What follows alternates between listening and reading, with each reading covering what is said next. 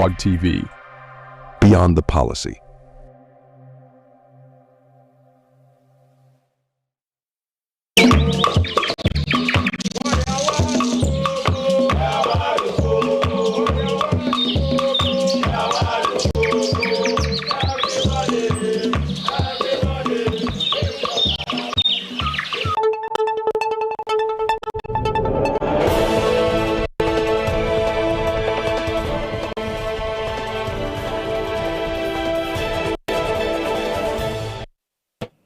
And you're welcome back to the Cocoa Digest Morning Show. If you're just tuning in, this is the Cocoa Digest Morning Show, and we're about to have our online review, and I'm doing this with two of my co-hosts in the persons of Mr. Clement Yabankwe and Mr. Nanayao Asare. Good morning, gentlemen. Good morning, Era. How are we doing? By grace, we are fine. Up and grateful. Yes, up and grateful. Yes, it's catching on. Yeah. So January is finally ending. Today is, I think, 29th. Yes. So we still have like 3 weeks. 30th. Today is 3 weeks left for Today is January 30th. Yes. 30th. 3 weeks in one day. The last day, just say Yes, they say last days are dangerous. So, yes, what are anticipations for the weekend? Any preparations, some jammings? Oh no, this Saturday we are going to Achimota Forest. Okay. Yes, me and my son. Oh, yes. So I want to invite. What are you going to do there? Now, we're going to pray. Achimota Forest. We are going to pray. Oh, I didn't know, because there's also a zoo over there. There are quite a lot of things. But you are entering into the month of love, so we need to pray about certain things. Yes. So I want to invite all to come on board. Wow, we're looking forward to joining you in the. I mean, there's a discourse to be had on the places of prayer, but I mean, Achimota Forest is popular, so I'll try and join you. I'll call you. Yes, we want to you also need deliverance. Anyway, so what is the word on the streets this week? Yes, a lot of things are happening, especially Parliament that was on Tuesday rather. Yeah. The Speaker of Parliament was addressing the House, and in attempt of that, he made mention of key things that members of Parliament need to take note of. And one thing he said that I got so much happy is the fact that members of Parliament who supposedly engage in galamsey activity, investigation is going to be actually carried on, and when you are found guilty that you are involved in such activity, you'll be dealt with as a member of Parliament, because you need to protect such resources. So if you are found in such process, you'll be dealt with. And I think he also made a point that Parliament House is not it's not a law room, or it's not a court room, but it is a place for dialogue and proceedings. So members of Parliament should take note of that, and they shouldn't treat each other that I am from the law part, I'm this part, so you try to overshadow that. Sportsman, I mean, what do you have for us? Not in the world of sports, but also in politics, and what happened during the vetting of Linda Oklu, the Greater Accra Regional Minister designate. You know, we had this vetting process, and it was the shortest. They set a record for the shortest vetting ever, and it has raised a lot of eyebrows as to whether as to the seriousness of the vetting process, and what they are supposed to do when they come, or when the committee sits, the vetting committee, that is. Now, we looked at the vetting process and we saw that she came, she wasn't asked any question concerning the work. They just asked her, what do you do? Then she gave herself probably maybe a profile of where she's worked before, and the insurance companies that she worked with, and then that was it. And then Afenyo Markins also came, and then he said that I've seen that you have this particular person behind you, this particular person behind you. All these people are there. That means you have good advisors around you. That means you do a good job. And then that was it. That was the end of the vetting process. I don't know whether it was because she came right after the vetting of Dr. Edward Omanu Boama for Ministry of Defense, which took nearly 5 hours. That's 4 hours 39 minutes. That is, and after that, she was the one who came. So I don't know whether it was because they were tired. But if they were tired, usually what they do is that they call for recess, they go for break, and then they come back. But then this particular case, it didn't happen that way. They had to sit to continue what they were doing. And then Linda Oklu was the shortest ever. And it's raised a lot of eyebrows as to whether they are taking the vetting process seriously. Because when you look at Greater Accra region and then the myriad of issues that we have in this particular region, and then you just ask, there was a platform to let her know or to let people know what her plans are. For instance, in clearing the outdoor drains and all that. You know, just as the former Greater Accra Regional Minister, the one who just left, immediately left, you saw that the Odor River and all that, we talked about it last Tuesday. And people setting up their, or building over there. I mean, these are some of the things that we could have asked her. What are your plans in clearing slums? What are your plans in clearing drains and all that? Because there are a lot of issues. June, July will come again. Flooding will happen. We had a lot of issues in the capital. And so a lot of people are unhappy about how the vetting process went. So that's just by the way in one particular aspect. And then also Afenyo Markins yesterday night he had an interview with Bernard Avle. Where he talked about, we also talked about it last Tuesday, Freemasonry. And he says that Freemasonry is not Antichrist. So the Catholic Church, the letter that they've written, he said no one has written personally to him. His bishop is Paul Mabako, and he's not written anything to him. He's seen letters flying around that no one has written personally to him. And he says that even when you go to the highest level in Masonry, you have to profess Christ. So that is what he is saying. So that conversation needs to be had again, once again, Freemasonry and then the Catholic Church, at whether they are frowning on it rightly, or whether maybe it's an abuse of the right to freedom of association. So that's another conversation to be had altogether. Okay, so let's go quickly into your newspapers. It seems okay. So today we are going traditional again. traditional. I'll do a bit of mixture of both. Okay. So modern and traditional. That's fine. So what do you have for us? So there's Daily Graphic, and today's Daily Graphic there's a lot of stories. So let me quickly just. The front page talks about Ghana gains 2.8 billion United States dollars in terms of debt restructuring, of which the business update will bring more details in the story. Beneath it also says that Road Ministry audits debt-owned contractors. I think that's the story I just want to touch on. Page 18 of the Daily Graphic. And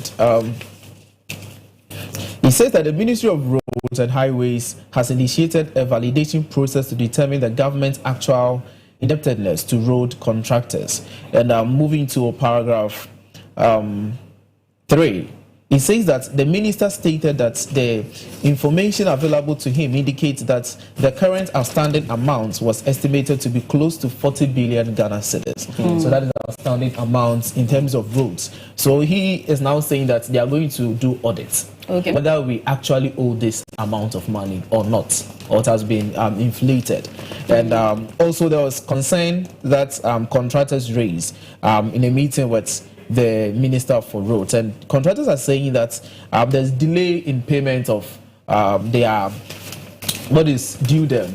So the current road minister should work on that, because yes, and I just want to make, so you go to page 20, that's a continuation of the story. It says that because surely when you make a proposal that you need 60 billion to carry out your activities, and then 3 billion is approved for you, obviously what it means is that you can't carry out many of the things you want to do. That sounds very familiar. From the road minister. This is from the road. So he's saying that we need to have a particular fund designated for construction of roads. It shouldn't be from budget, because when you present 16 billion, as he said, and they only approve 3 billion, then what is the rest of the money? Where are you going to get it from? So he's saying that it should be a particular fund. If it is a road fund or any other thing, it should be only solely for road activity. So that is another thing that he is on board. So we are just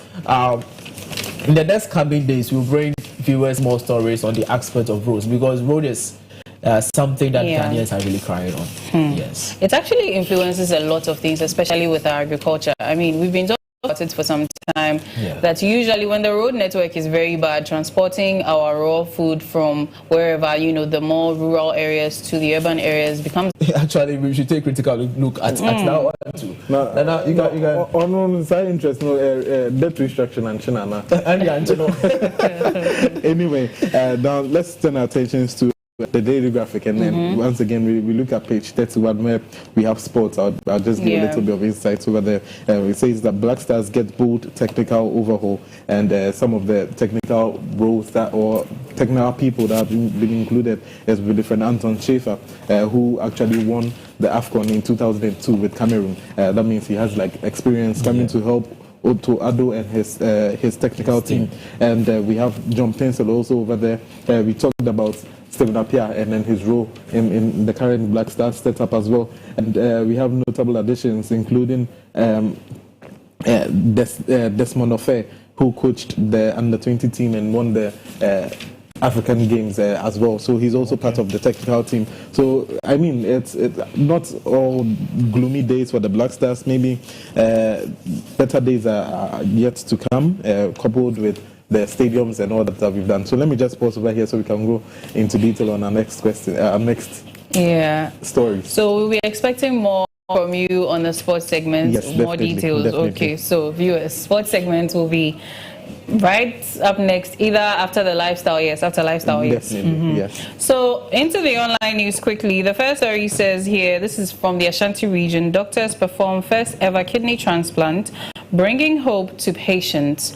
So it says here, kidney specialists and surgeons in the Ashanti region have achieved a major medical milestone by performing the region's first kidney transplant, providing renewed hope for those suffering from kidney disease.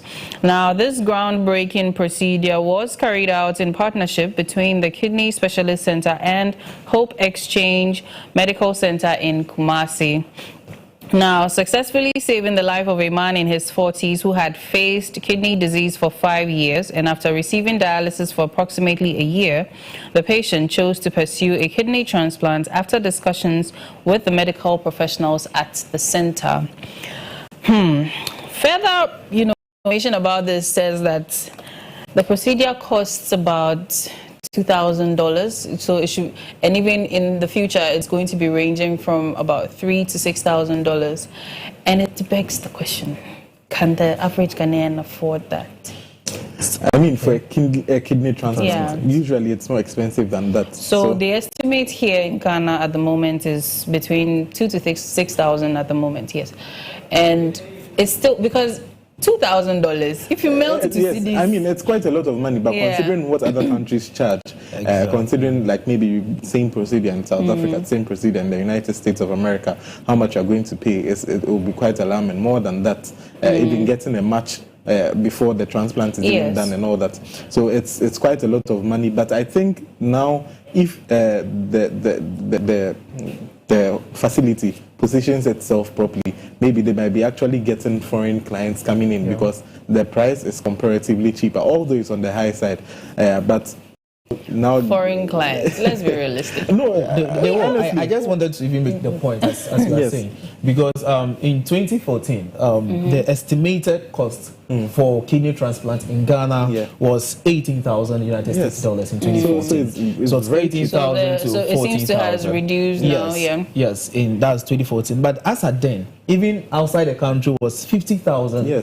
So United States dollars. So comparing it, Ghana, it's low. It's very low. Let's remove the international component. This is Ghana.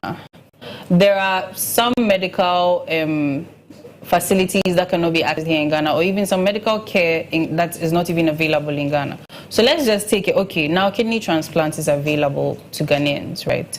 But how many of us, what percentage of the populace can actually access it? That's where the question is. Yeah, so I think the talk now should be, what is the next step of Ghana Health Service or the Ministry of Health?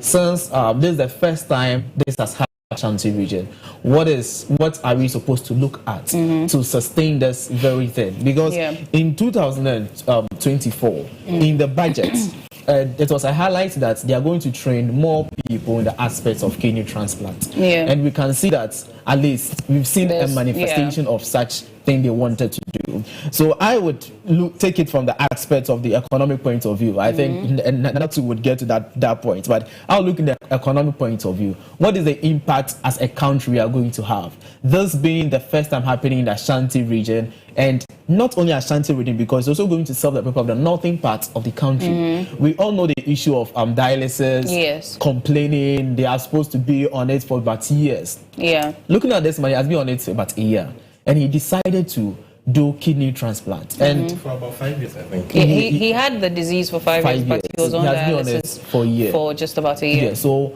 he taking a bold decision to do kidney transplant. People would tell you that, hey, are you doing it in Ghana? Why don't you fly? Because of a lot of the exactly service. But the doctor or whoever did this has proved himself that yes, Ghanaians can also do it. So I think one, we should have trust in our health institutions. They should tell us that we can do it, and when we have trust in them, then the outside countries like our neighbor Togo, Burkina would equally come to Ghana and do this very kidney transplant. Yeah. When that thing happens, you are going to get a lot of revenue. Okay. We are going to get a lot. You are going to generate a lot to us. And you see, government spend a lot on this dialysis process and all this thing that you go through. So if instead of dialysis and you are going to just go to kidney transplant, that should be that it's a good news, because the amount of money invested in dialysis will now be channeled into the kidney transplant. So what we have to do, as Nana said, is the facility. Yeah. We need to make sure that we get more facilities in some key hospitals, and also train more people on the this kidney transplant thing that the doctor has now been able to do successfully. Yeah. And the last thing, okay, finish. The last thing I also mentioned that yes, it's a job creation opportunity, because now in as much people are going to be trained on, people are also going to be trained after surgery. What are you supposed to do? All these things going to create jobs. So I would appeal to the Ghana Health Service, the new director, and also the Ministry of Health, that they should take a critical look at this very thing, because it is a good news to Ghanaians, and we will not take it lightly at all. That is what I just want to say. So you've kind of touched on what I wanted to ask, but I wanted to talk about juxtaposing, kidney transplants with the free dialysis policy that was implemented just about a month ago. And so do you think that we could have maybe our health service do some sort of cushioning for people, that if now we have the abilities and facilities to be able to even undertake kidney transplants, maybe instead of the free dialysis, why not rather have a small cushion fund for the kidney transplants and things like that? So that, because I was trying to even establish that this $2,000, or even just paying for this thing being priced in dollars alone, is a lot of money. It's a headache for a lot of people. So if we have that cushion by the government for people that want, maybe the kidneys are available, maybe there are some people who would opt to be donors just before they die and things like that. So if the kidneys are available and people can opt for that, why not get a cushion for them, and then maybe slash the prices of the dialysis, do a balanced system for the dialysis people and then the kidney transplant people? What do you think that would do? I think it's a good cost now.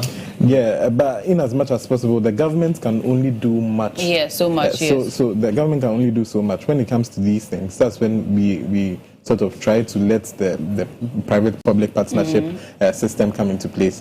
Now, there are a lot of insurance companies, health insurance companies. I don't want to mention names, just that I'll not be running free adverts for some of them. But then there are quite good ones over the in and around. If you know that maybe you have, I don't know whether kidney disease, I'm not sure they're hereditary, but not only for kidney diseases, but if there are certain risk factors that are hereditary that lead to kidney disease. If you know that you have maybe some of these things showing in your lineage or something, and not only kidney but other diseases as well. So what we would advise, or maybe advocate for, is these insurance companies, these health insurance companies, coming up with a lot of innovative products that can actually let other people, because insurance is like, let's say, a social pool of fund where your contributions can be used to pay for my healthcare whenever.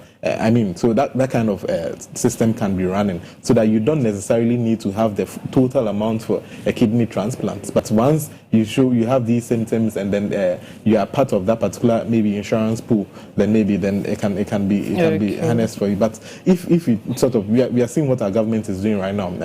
Free dialysis was another feather in the cap.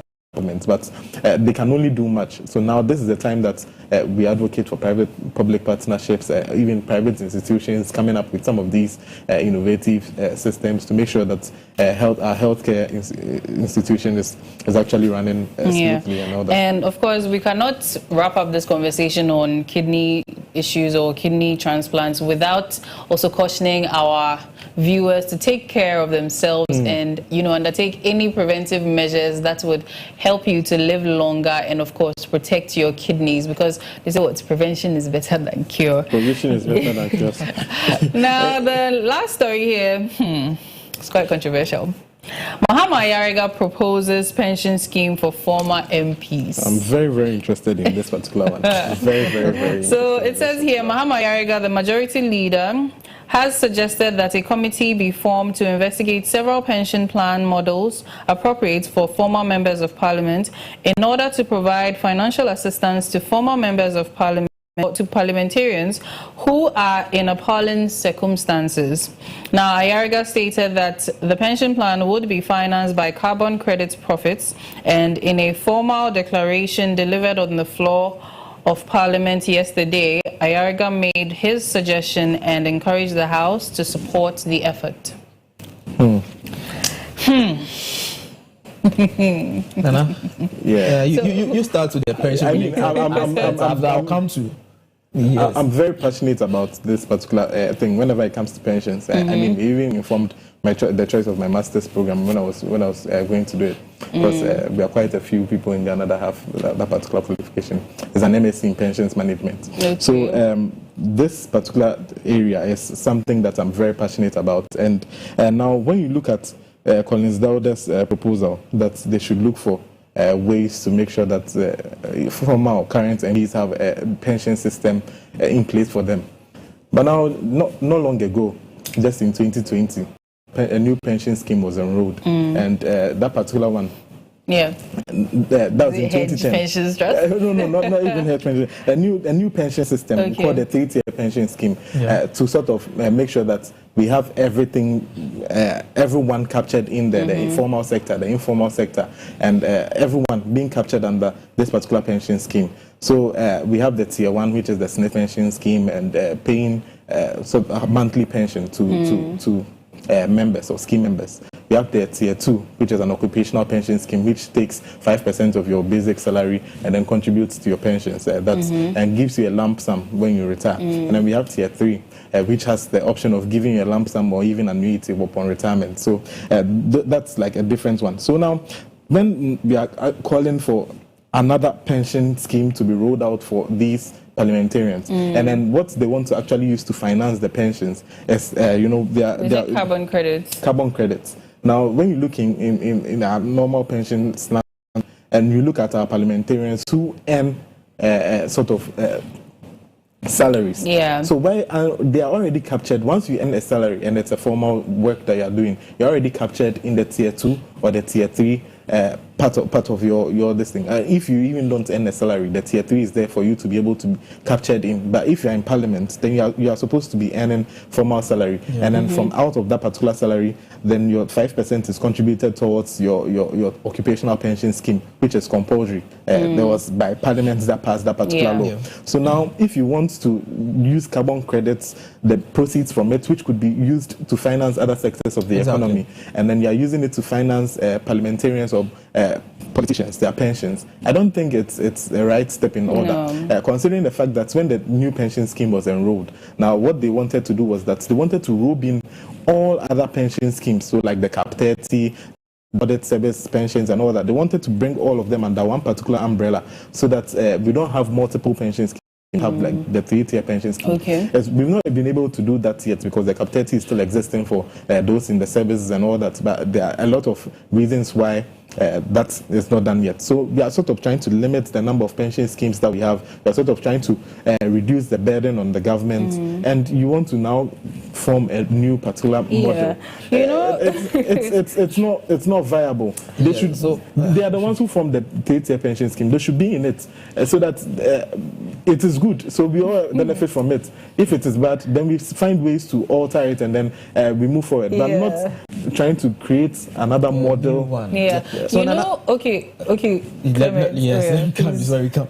As you said, according to the Pensions Act, as you mentioned, some a person is supposed to contribute at least 50 years contribution before you get access to your let's say your proceed. Let's say your, how should I put it? So that's under tier 1. Under tier 1, the minimum contribution period is 180 months, which sums up to 15 years. For you to be able to qualify for that particular scheme. That's tier 1. But even if you don't qualify for that 15 years, you can still get a lump sum. You can get a lump sum. If you don't even have a formal work that you are doing and you don't have a lump sum, the tier 3 comes then. And then for the informal sector, that even if you stayed in parliament for 3 years and then you are paid for that particular 3 years, then you should enjoy the benefit for that particular 3 years that you are paid. So that it's like no contribution, no chop. And if you want a pension payment, that's monthly payments on that particular pension, then instead of you having a lump sum, you can actually convert that into an annuity, and then you'll be given monthly payments from that particular thing. So we have a comment here. I think it's about it. So it says, good morning, Cocoa Digest. Great team there. I want to know more about these pension schemes. This is from Joyce Insia from Takwa. So I think maybe one of these days, the main segments we can have now, you have an MSc in pensions plan management where you can educate us. So viewers, stay tuned for that. And then we also have one more comment here. It says, good morning, I'm Eben from Kwabenya. Mr. Chair of the Appointments Committee, be firm in your decision and let Honorable Afenyo know you are the chair and not him. There is a reason why you are the first deputy speaker, so do the needful. The grassroots are not happy at all. And I know you can do better, so let's see your firmness. Greetings to Honorable Elikim Akrugu, MP for Dome Kwabenya, and Dr. Tony Albin, the mining expert. Thank you for your comments. This is from Eben in Kwabenya. Okay. So yes, back to this pension issue. Yes. So let me make my submission on that. So Nana, my point is, before they became members of parliament, they were already contribute. That's my point. They already have jobs. They were already contribute because in Ghana, immediately you start working, you automatically have to contribute to SNET. So before you become a member of parliament, you're already contributing. That is point 1.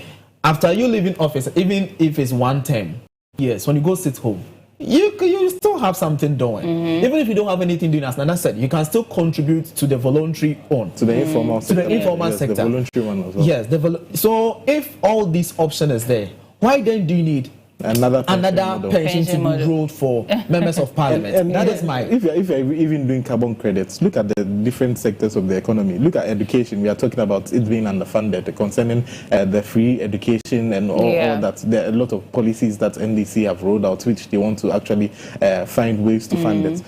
Carbon credits are quite a very good way to fund some of these projects because once there will be carbon emissions, that means there's production going on, and so you get what I mean. And let me take you to what carbon credit fund is all about. That is what I was really getting to. Because when you talk about carbon credit fund, as Nana, it's all about emission. And Ghana is trying as much as we can to move from the aspect of polluting our environment and move to that environment where we can have easy access to climate happiness, climate change every here and then. And the source of carbon credit fund is one, private individuals contribute to it. Even governments contribute to a carbon credit fund and also proceed from the carbon credits, the sales we make on international markets as carbon markets. All this proceed goes into the carbon credit fund. And if you are taking part of this fund to fund members of parliament pensions, you have violated the legal framework of this carbon credit fund. It was not meant for that purpose. So why now it's for members of parliament pensions. Why, as Nana said, we have other things that's fund can be useful. You know, we have a comment here. This is from HMJ. He says, "Don't they, the ministers, get ex gratia after leaving office?" I mean, Mahama said he was going to cancel it. Yes. So I mean, if they are going to cancel it, it's even a step in the right direction. Very well. Another proceed to be used to fund. But you know, other as citizens, right? Yes. When you retire and you almost don't have anything to show for it, society questions you. What happened? So, and considering how much these politicians earn and the contracts and all the allegations of embezzlement and misappropriation of funds and things, and coming to tell us that when they are found in deplorable states, they need... What were you doing? Weren't you saving? Weren't you planning for your future? Because we are told this as, you know, the youth, that, you know, plan ahead. So why now should monies that could be allocated for very, very significant things in our economy, in our society, in our nation, why do you want that to be channeled into making your life comfortable after you've probably or allegedly even come to enjoy state funds? They've served the public. Yes, after serving the public. Let's put it that way. So if you want me, my point is just simple. Let's not use carbon credits to finance MPs. Not at all. SNIT is still in working, and you know, I think I don't, correct me if I'm wrong. I think after your percentage that's supposed to be paid to SNIT is paid, I think voluntarily you can also you do that. If you know that in 4 years you're no longer going to run and things like that, start making arrangements. Why should more money be invested in? Because our politicians are heavily invested in, if we are being honest. Just last year we actually mentioned that at every sitting of parliament, there's more than 1 million Ghana cedi, or at least 1 million Ghana cedi for certain allowances. Yes, for certain allowances, the expenses that they incur, all and sundry, all sundry expenses. When you bring all the expenses together, it's almost 1 million Ghana cedis. Now, if it is 1 million Ghana cedis, if they give you allowance and you don't want to, you think that you'll be broke during pensions, then you just use that allowance to contribute towards your pension. And I was so I became so frustrated when on the floor of Parliament, one MP made a statement that if you don't take good care of them, there's a pension package. That is why people as allegedly engage in other acts of corruption. And I see even for us, they tell us that have multiple streams of income. If you're an MP, you have businesses you can rely on that, because if the carbon credit is even channeled into our free education, it helps us, or our road networks. It helps us. Let's say they say they are referring to committee. So the committee will now look into it before they come back. We hope the committee takes the committee will be chaired by Collins Dauda, Honorable Collins Dauda. Sure. And they've been given 45 days to 6 weeks to actually make sure that they round all these up. But this is an advocacy to Honorable Collins Dauda. It looks as though everything is going to be rounded up and short. Please, all the members of the committee, just advise yourselves that carbon credits, we don't need another avenue to fund politicians' pensions and all that. We've cancelled ex gratia, and rightly so, because we were not happy with that. So now that we've done all that, then please, let's not go cancel ex gratia and then you now come and introduce another thing for them. We beg you. We beg you. We are begging. Thank you so much. Thank you so much for joining me here for the online news review. It has always been a refreshing conversation with you both. Thank you also for sending in your comments. Next is the lifestyle segment, and shortly after that, sports segment with Nanaya Asari. Stay tuned.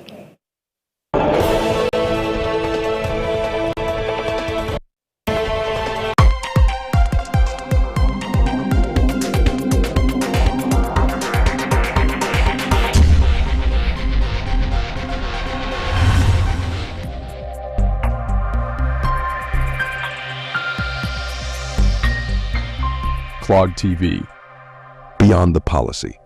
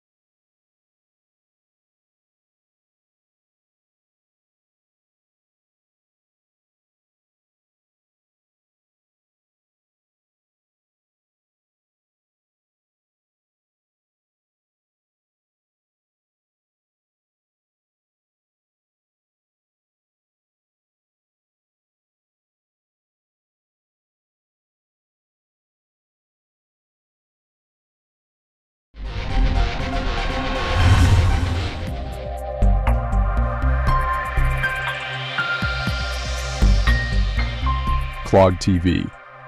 Beyond the policy.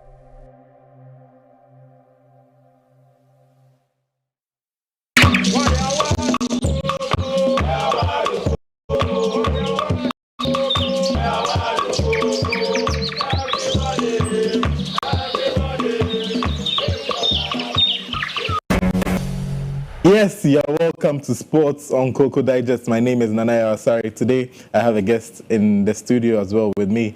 He is a sports blogger as well as an influencer for sporting brands and icons. So he is James Taid Bernard, and he's in the studio with me. But quickly, let me just run through the headlines that's making the news in the sports updates that we have for you. We have the first story says that we are ready to work with Kofi Adams to broaden his scope. Delphine Akwe, that's what she says. And then the Black Stars also technical team has been revamped. In Cameroon, we have 2025 AFCON. Coach Bryce says Eto'o won't enter the dressing room. Quite a fiery one that is. And then we have Manchester United reach Patrick Dorgu agreement. So some good news for all Manchester United fans. So we'll go for a short commercial break. When we come back, we'll give you the stories in detail.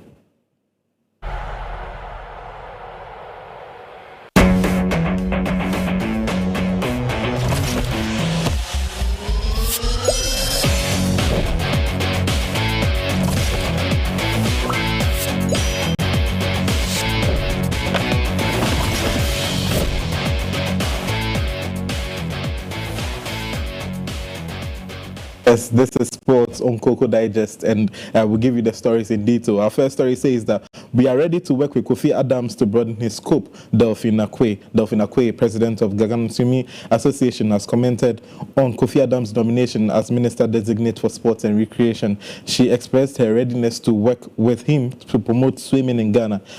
Not knowing him well, the swimming community has been achieving great success, led by talents like Abeku Jackson, whose success has inspired swimmers like Harry Stacey and Giselle Mensah, who represented Ghana at the 2024 Olympics.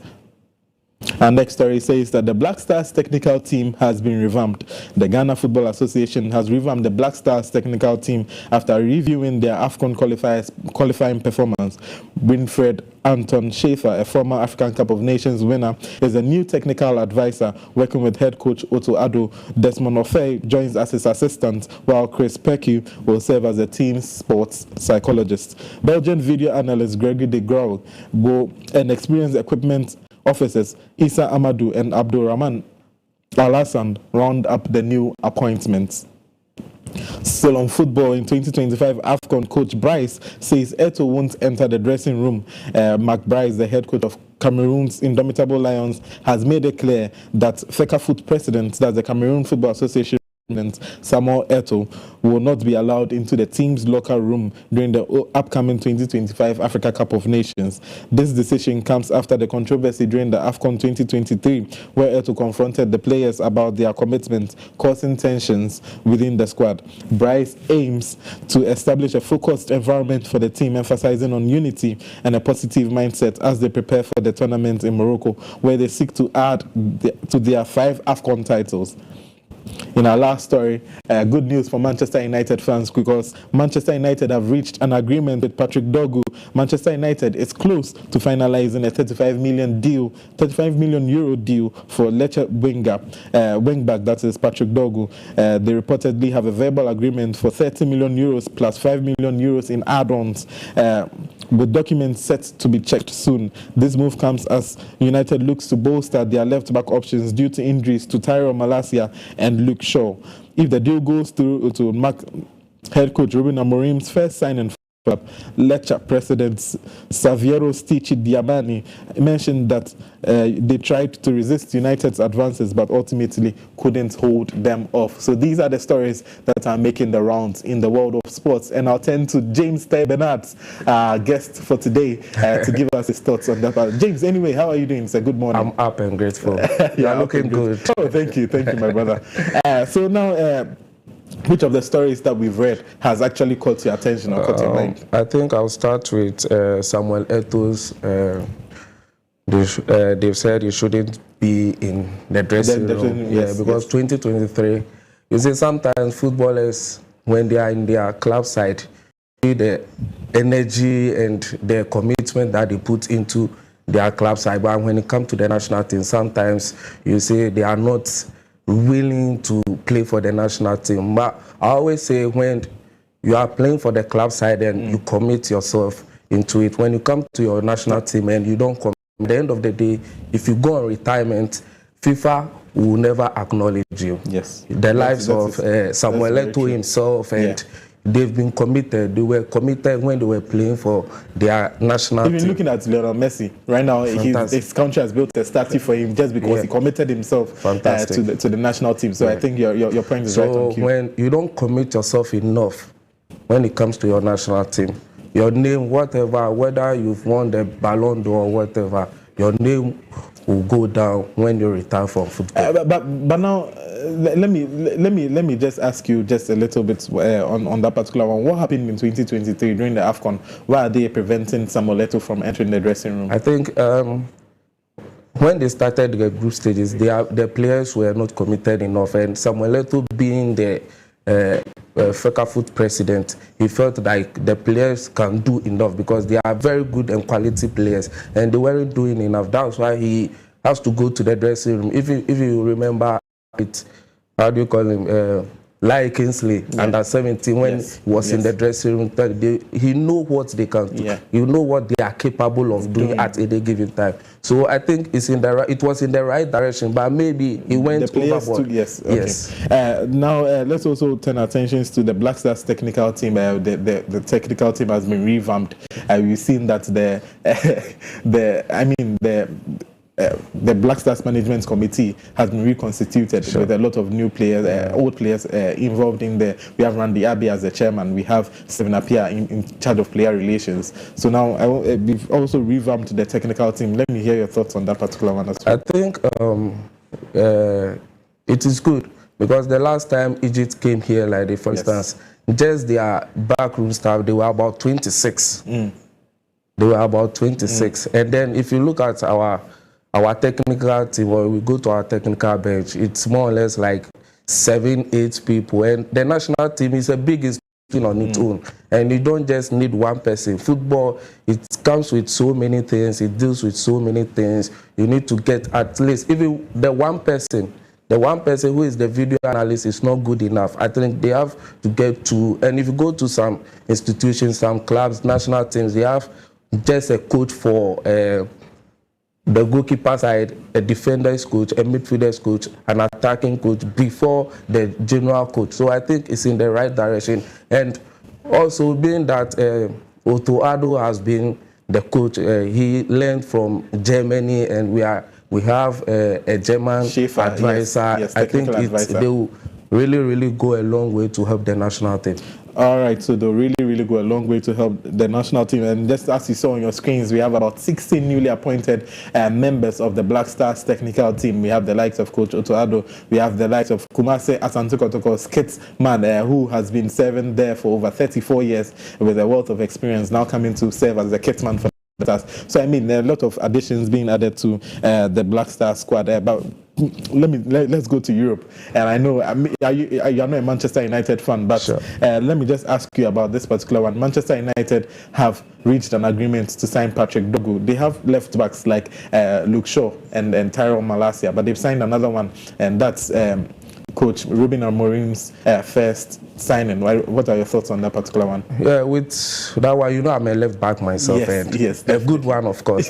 So when it comes to left backs and stuff, I'm very optimistic about that one. I think Manchester United as a club for 2-3 years have problem with when it comes to the left back, because Luke Shaw and Malaysia went to a long injury and they've not picked back from since they came back. And this time when it comes to the game, the technicalities, most of the right backs and the left back are being used at midfield, converted to midfielders. Pep Guardiola have been doing that, and this guy, this new Patrick, is a very good, the Denmark guy, a very good player. I think he will be a good addition to the Manchester United team. All right, so I think we've heard it all from James Ty Bernard, who is who is a sports blogger and also an influencer for sporting brands and icons. Don't forget Jedad Get Fit. Okay, so Jedad Get Fit. Yes, so, do you want to talk about that? Yeah. So we train players, and I think I have so many players outside the country. And just mention a few. I have Godfrey Diebois, former Karela captain, and I have Jehu Gilbert Adote, who is playing outside the country, and I just have Okito, who has just moved to Georgia. I mean, so that means when players come and train with you, they'll move out of the country. The link is there small, so we're just trying to help out and help the boys. All right, so yes, you heard it from James Taibanat. He is a sports blogger, yes, as well as sports influencer for sporting brands and then sporting icons as well. He also runs Get Fit for sporting superstars, them that you've been seeing on your screens. But now I think we've discussed enough on your screens, and then we have to go for our next commercial break so that we can usher in the lifestyle segment and also the business one as well. This is Cocoa Digest. Don't go anywhere. Enjoy the rest of our programs.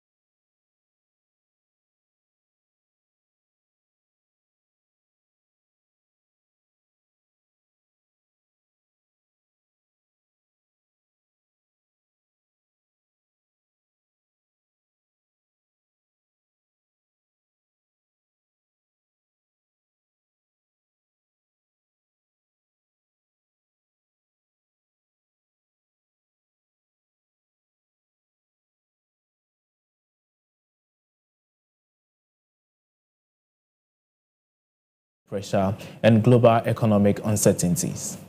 Sustainability. It offers substantial debt service relief, enabling the government to channel financial resources towards economic recovery efforts.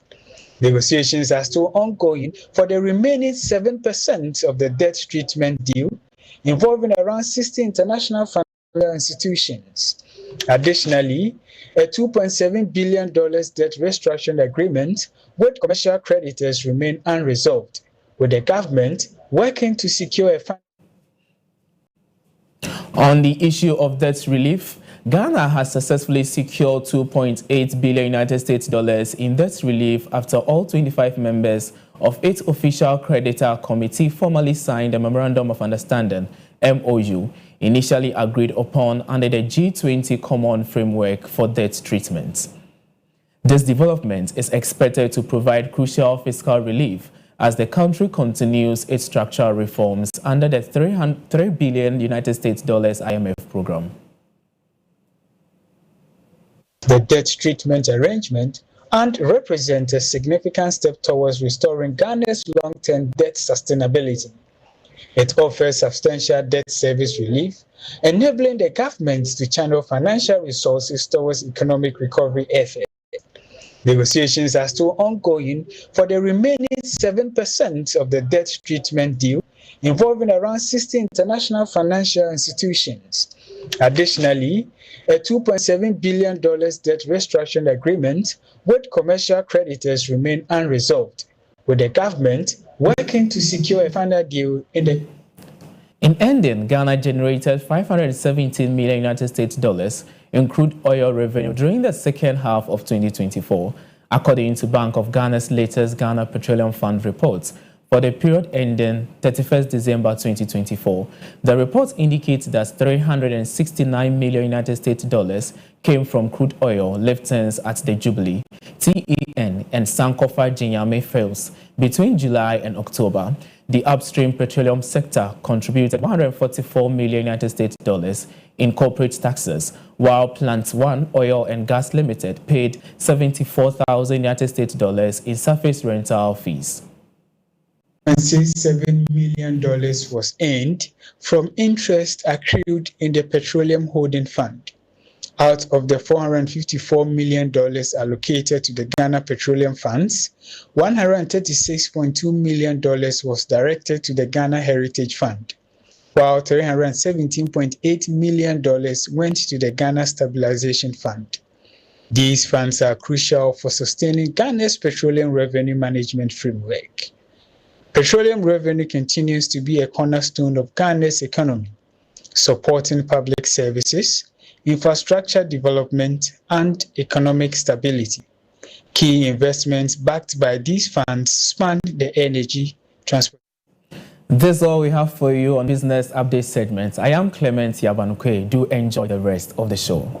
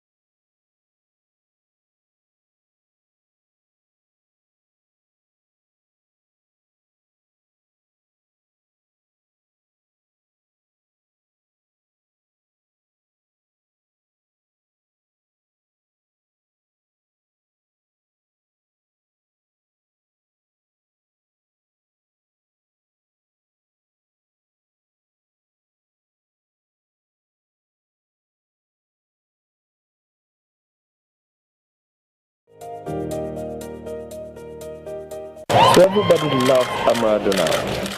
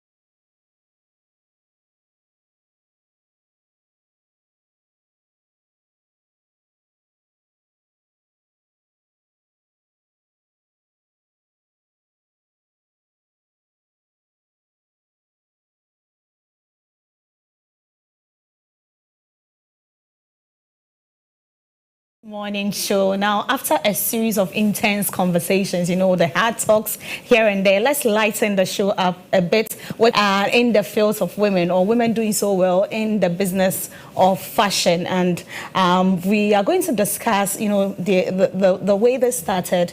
We are going to look at their challenges. We are also going to look at, making the cash, how they are getting the money, how fashion has suddenly become a reality for most people, because it is not just about the things we wear, it is not just about the creativity, but we want to know what goes into fashion itself. And I have with me an amazing, young lady doing so well in the field of fashion as well as business. She is the CEO of Falcon Stitches, and she's in the person of Miss Florence Jijo Maluku, right? Yeah. Hello, Florence. Hi. Good morning. Good morning. How are you? I'm fine, thank you. Yes. So I was expecting to hear the CEO of Stitches. So can you say that? Okay, so my name is Florence Maluku, the CEO of Falcon Stitches. Okay. Yes. Right. Let's get straight into the conversation. How did fashion start for you? Was it a dream, or it was something you just stumbled into? Okay, so it's a long story actually. It's a long story. If there's time, I can make it brief. Okay. We have just 20 minutes. So it wasn't really a plan for me in life, like going to school and all of that. I went to fashion school, and then the course I was going to read I think there was no space for me. Like when I got there, the class was full. So they offered me home economics, which I chose clothing and textiles. Okay. Yes, so that is why I'm here today. Oh, so you chose clothing and textiles, Yes. and you became a fashion designer out of that. Yeah, How lots many of years jobs. have you been doing fashion? Okay, professionally, after learning and all of that, it's been 3 years. 3 years. Yes. And you're doing so well in that field. I mean, I saw that you were nominated for challenge. As a business, definitely there will be, some challenges. When you started, how difficult was it for you to get yourself, out there? Okay, I can't really say for now that I'm fully out there. Yeah. Yes, I still have a long way to go, but I'm being encouraged by a lot of people. So I believe with everybody's encouragement and with my effort, and then with God, I'll get there. Right. Yeah. So you haven't gotten there yet? No. I'm still on the journey. Right. Okay. So business. Let's talk about education. You made mention of the fact that right after secondary school, you pursued this. Do you think it is necessary that people get some form of formal education before venturing into industries like this, fashion, makeup, the beauty industry? Do you think formal education is important? Okay. In as much as it's important, I will not also say those who are learning without formal education are doing something wrong or are not getting the actual thing. But I also feel like the more education you have about it, like when you go to a fashion school, they teach you entrepreneurship, fashion illustration, which you don't get from not going to school or something. Yes, so I feel like the school is also important. It's an important aspect of right. fashion. So yours started because you pursued clothing and textiles at the secondary school. Yes. So it wasn't like something you were passionate about? No, at first.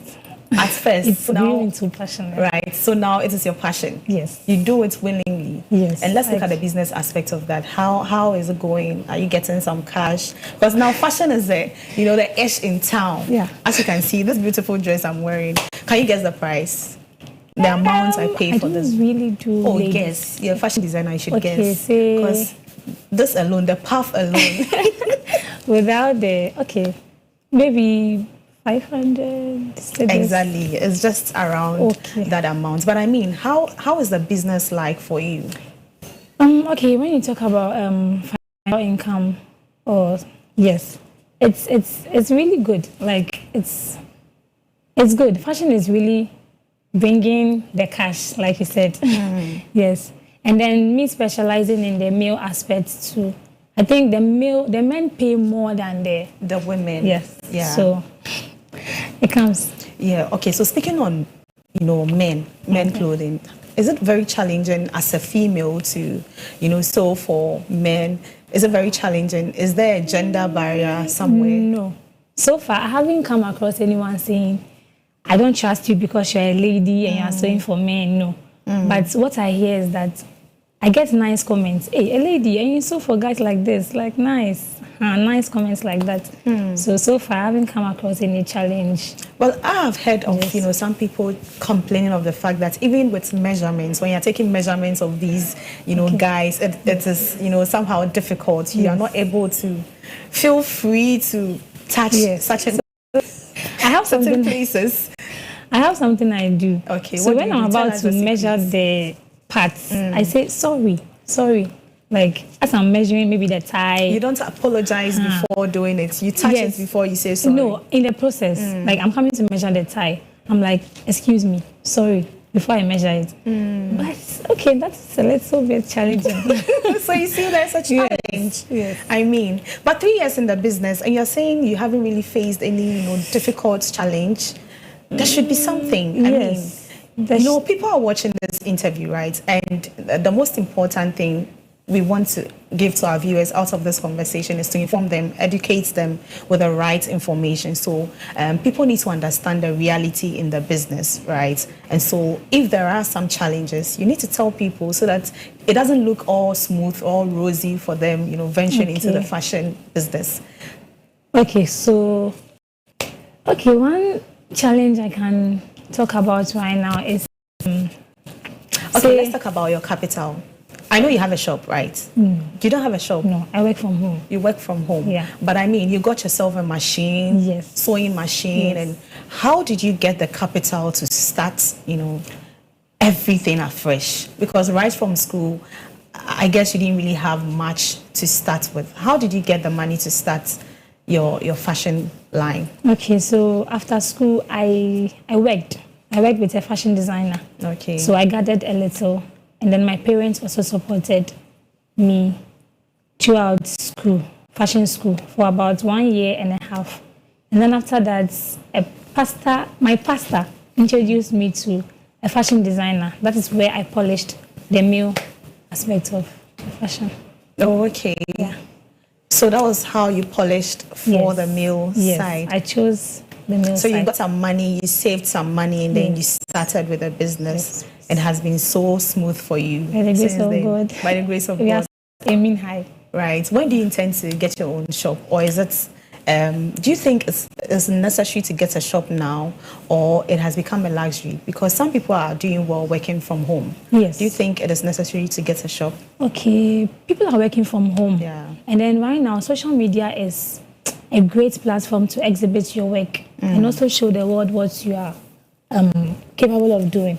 Yes, so I feel it's not very bad to not have a shop, but it's also necessary to have a shop because people have to see, like, come to my shop, they come to your shop, they know where you are located and all of that. It's very necessary. Yeah. So do you intend But- getting one soon? Oh, yes.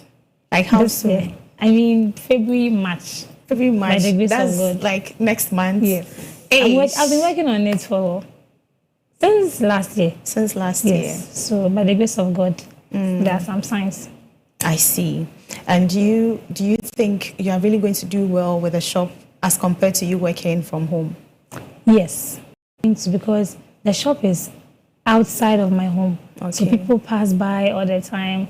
And then with my advertising on social media and all of that, friends and family, they can walk in. I also intend to, when I get a shop, I can sew ready to wear and all of that. People come in to shop and all of that. So And you can add other things, right? Yes, yes. Right. Well, if you just joined us, this is the lifestyle segment of the Cocoa Digest Morning Show. We are discussing women in fashion business. We are looking at the creative aspects of this business. We are looking at, the challenges and also how they are cashing in the business. Today, we are going to reveal all the secrets, in the fashion world, in the fashion business. And so if you're a fashion icon, if you are passionate about fashion, this conversation is for you. You can join us by sending in your comments to our WhatsApp number, which is being displayed on the screen via our social media platforms, Facebook and also YouTube. And we'll gladly read your comments out. You can do that because we have less than 10 minutes to end light conversation here on the Cocoa Digest Morning Show. I'm speaking with Florence Jijo Maluk. I hope I got it right. Jijo. Before your family members will come for me. they really come for you. That was just by the way. I mean, so do you intend furthering like your studies, or you are just okay with the fashion? No. I want to be a marketing director. A marketing director? Yes, Oh, okay. as part of my... So I'll use the fashion. I will still be into fashion, but I also intend to do something else. Something else, which is the marketing director. Yes. Right. So I have So to you further further my your education. studies, right? Yeah. Oh, okay. Now, the fashion business, do you think is really growing in Ghana? Do you think we have gotten there as Ghanaians? Like, because recently we realized that, even Nigerians, other people from other countries are now sewing for our very own Ghanaian traditional marriages, the kentes and other things. I don't want to mention names, but you've come across some videos of, foreign designers designing for Ghanaians. Do you think we've gotten there, or there is something we are not doing right as Ghanaians or Ghanaian fashion designers? Okay. Like you said, people are coming, sewing and all of that. We are doing right. I mean, but there's room for improvement. Okay, I'm not yet there, so I can't really say much. But you're in the industry. Yes. As in, like, people I look up to. Who do you look up to in the fashion business? Wow, a lot of people. But I'll mention my boss, Mr. Damtao Custom Made, and then Willie's Clothing. and then Chocolate Clothes GH. Wow. That's a foreign brands, right? Yeah. Okay, locally. Locally is Mr. Damtao and then Willie's Clothing. Oh, okay. Yes. We didn't know about this, but we have some clothes that we are going to display very soon. Okay. And then we'll ask you your take on, those that we are displaying, whether I don't want to borrow Charlie Dior's words, whether we are burning it or but we are just going to give your opinion about it, whether it's supposed to be expensive, not too expensive. We'll have that discussion very soon. But let's take a few comments and then we'll continue with the discussion. Okay. Hi, Mimi. Can you please ask your guests if she sews the dress? Oh, she sew the dress she's wearing. I want one for my sweetheart. Oh, okay. So Yes, I did. you did. Yes, Okay. it was an emergency together. So you had to put something together, Yes. and then. So how much is it? Oh. Because we want to know the Okay. price. Okay, so this is just one piece. It's not double. And then, so if I should put this on the market, I'll say 400 cedis. 400 cedis. I don't want to mention the person's name, but please, you got your answer. 400 cedis. And this is from HM Joe. He's saying, Mimi, I admire your and like her dress. Does she work on it herself? Please, she just answered. She said yes, she did. Okay, so hi, this is Scout. Please tell Florence she's looking cute. Okay, Florence, please, you are looking cute. Thank you. Having a shop exposes you to the world, even though you can work from home and still be known. But having a shop makes it easy for people to notice and even patronize you. My suggestion. Thank you so much for bringing in your comments as well. Do you agree with him? Yes. Yes, it's very necessary. And so in February or March, we are going to have our shop, ready for everyone to, pass by. And so Florence is telling, can you tell them again? Okay, so in February or March, yes, we'll be opening our shop, Falcon Stitches, first shop, because we intend to have more. Yes, so They'll look up to that. But would you call yourself a successful fashion designer or on the way of becoming successful? And if yes, what do you think it takes to be successful in this industry? Okay, the first question, I am not successful yet. Florence, speak with faith. Okay, so I am, but where I want to get to, where I want my brand to, yes. What do you want your brand to get to? I mean, Chocolate Clothes GH is an international brand. Everybody knows. If not everybody, fashion designers in the fashion world, we know Chocolate Clothes GH. So, yes. And then my boss always tells me that he wants me to do better than him. So, yes, there's room. Okay. Yeah. And so what do you think it takes to be successful in this industry? Okay. Consistency and honesty. Yes. In the fashion industry, we all know fashion designers, delaying your outfit and all of that. So I think if you improve on that, yes. Right. Now let's move straight into the outfits I was talking about. Okay, so producer, if we have outfits ready, let's have the first one so we can have her take on what she thinks about the outfits. So we got this from your page, actually. This is from your page, and so what went into this design? Because for me, I think it looks very simple, casual. Okay, so what should we do with it? That's the question. Okay, it's just a casual outfit. Okay. Yes. So Nothing you wanted really much. Something simple. Okay. Yes, going out with friends. So you wanted something simple. So that is why I put that. And you together. add the price to it. Wow. Okay, that was about a year ago or two. So it was 400 cedis. 400 cedis, and now it will be going for 500. 500. Okay, so can we have the next outfit?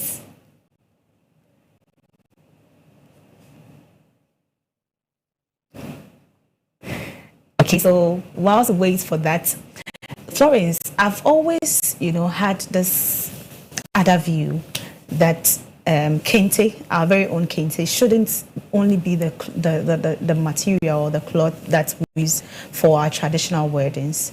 Do you buy into that? Do you think we can use other materials or other clothes for traditional, marriages or ceremonies? Okay, the kente represents Ghana. Okay. Yes, so I think they are trying to advertise Ghana.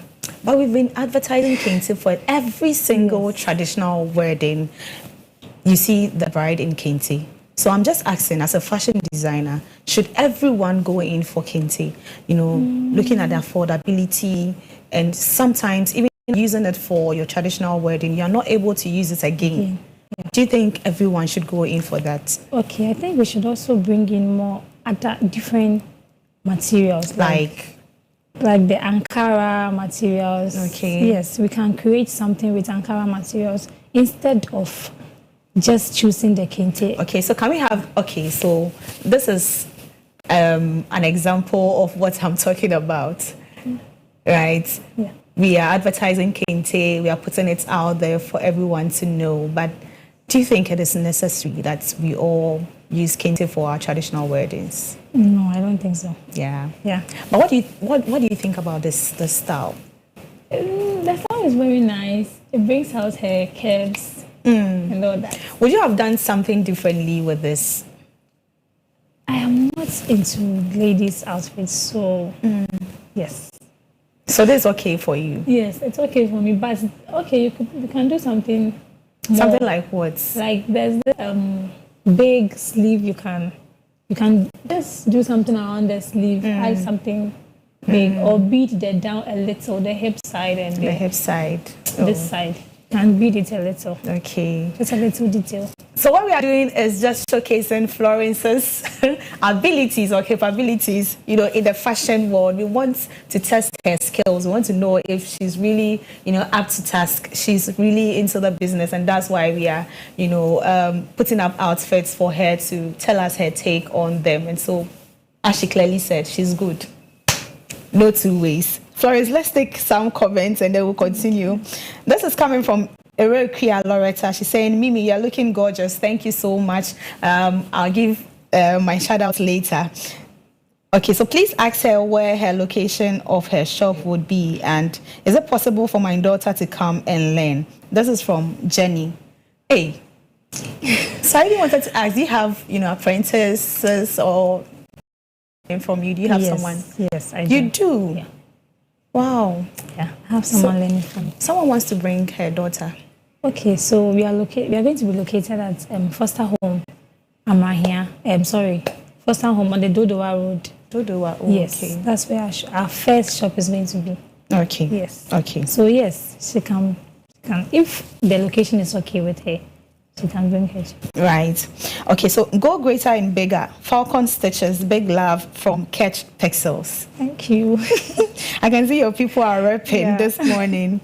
Okay. Thank you so much for bringing in your comments. Please keep them coming. We have less than 5 minutes to end our conversation. Madam Presenter, you're looking good. Why?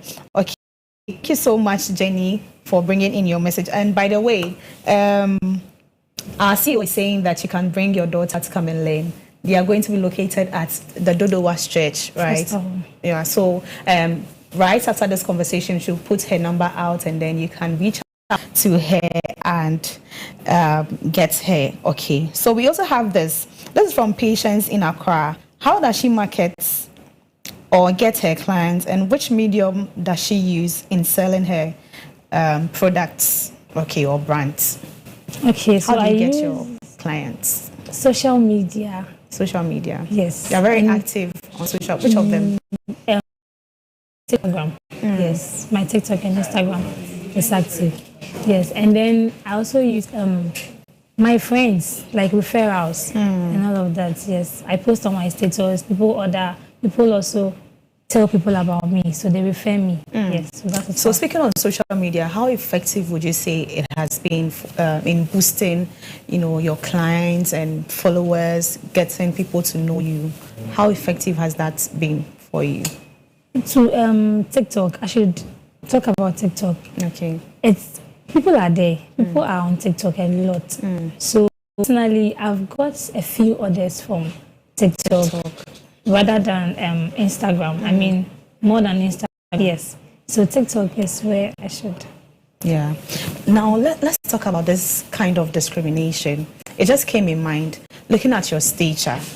Do you get that a lot when people see your designs out there, and then when they see you in person, they tend to doubt if you can really deliver? Do you get that a lot? Yes. You really get that? So, yes, I get Okay, that. tell us the story. So people will see me and be like, hey, you're a girl and you are sewing for men like Yes. this. Why don't you ask the ladies? But I'm sewing for men. I love the men aspect than the ladies because ladies are complicated.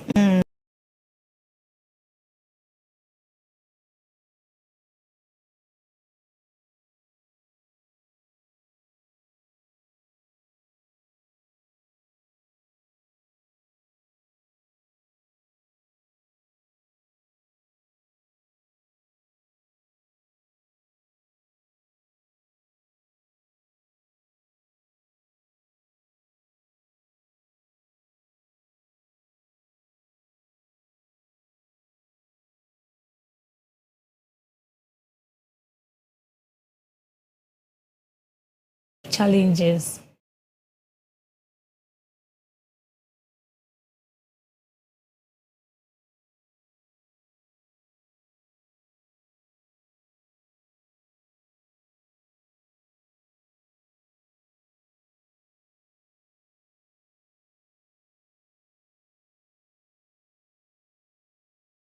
Always improve. Believe you can always do something and look up to the top people and follow them, and then you'll also be there. Tell us your number and then your social media handles. Okay, so on TikTok, on TikTok, Falcon Stitches. On Instagram is Falcon _ Stitches. And then our number 053 2099 663. Again. 053 2099 663.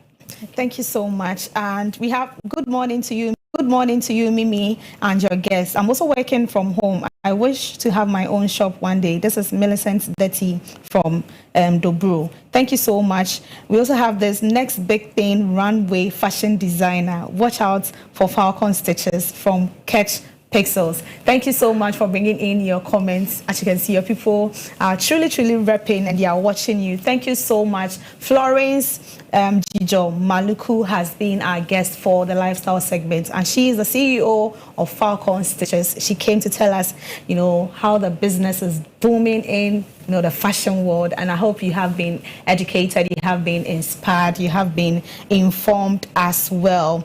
Now, my beautiful outfit was done by Jessie D. A big shout out to Jessie D for my beautiful outfit. God richly bless you for this beautiful dress. I truly love it. And yeah, thank you so much. Up next is the birthday segment. Please stay with us. We'll be right back. I heard today was your birthday.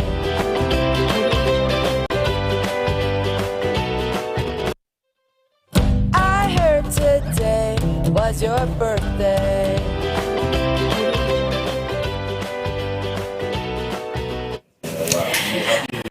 And you're welcome back. Now, a happy birthday to my little angel, turning 4 today. You are the joy of our family, and we love you more than words can say.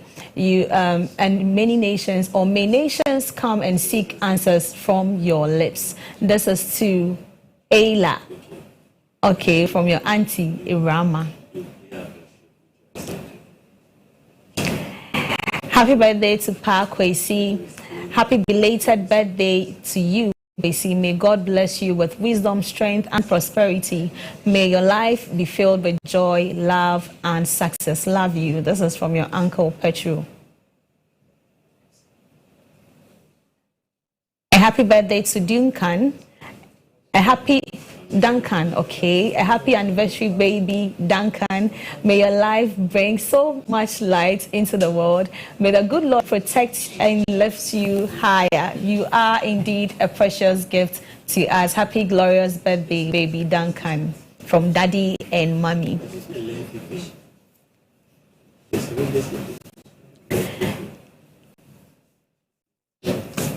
It's another wonderful, remarkable date of the year to be reminded that you are a regime, or that regime was given to us. Emmanuel, your vibe, versatility, and dexterity are a wonder. We love and celebrate you. Higher, higher, higher. Happy birthday to you, Doc. This is from the HB group.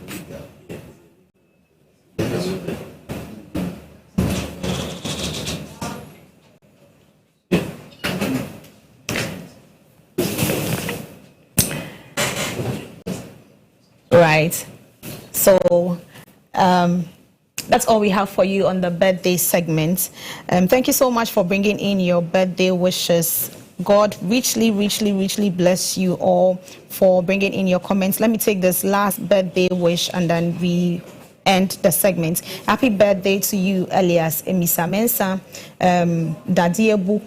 May God shower you with blessings today and always. May the love and friendship you've shared with me come back to you in abundance on your special day. Elias, your senior brother loves you so, so much. Thank you so much for bringing in your message, Jacob. Thank you. Now, up next is our main discussion with Yaira and her guest. Please stay with us. My name is Miriam Abna Adidi. We'll be right back.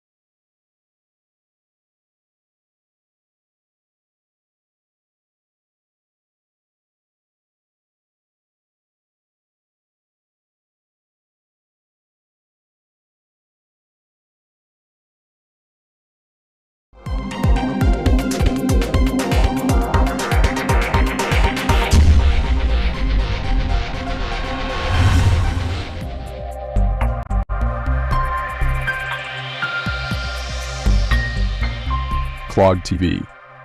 Beyond the policy.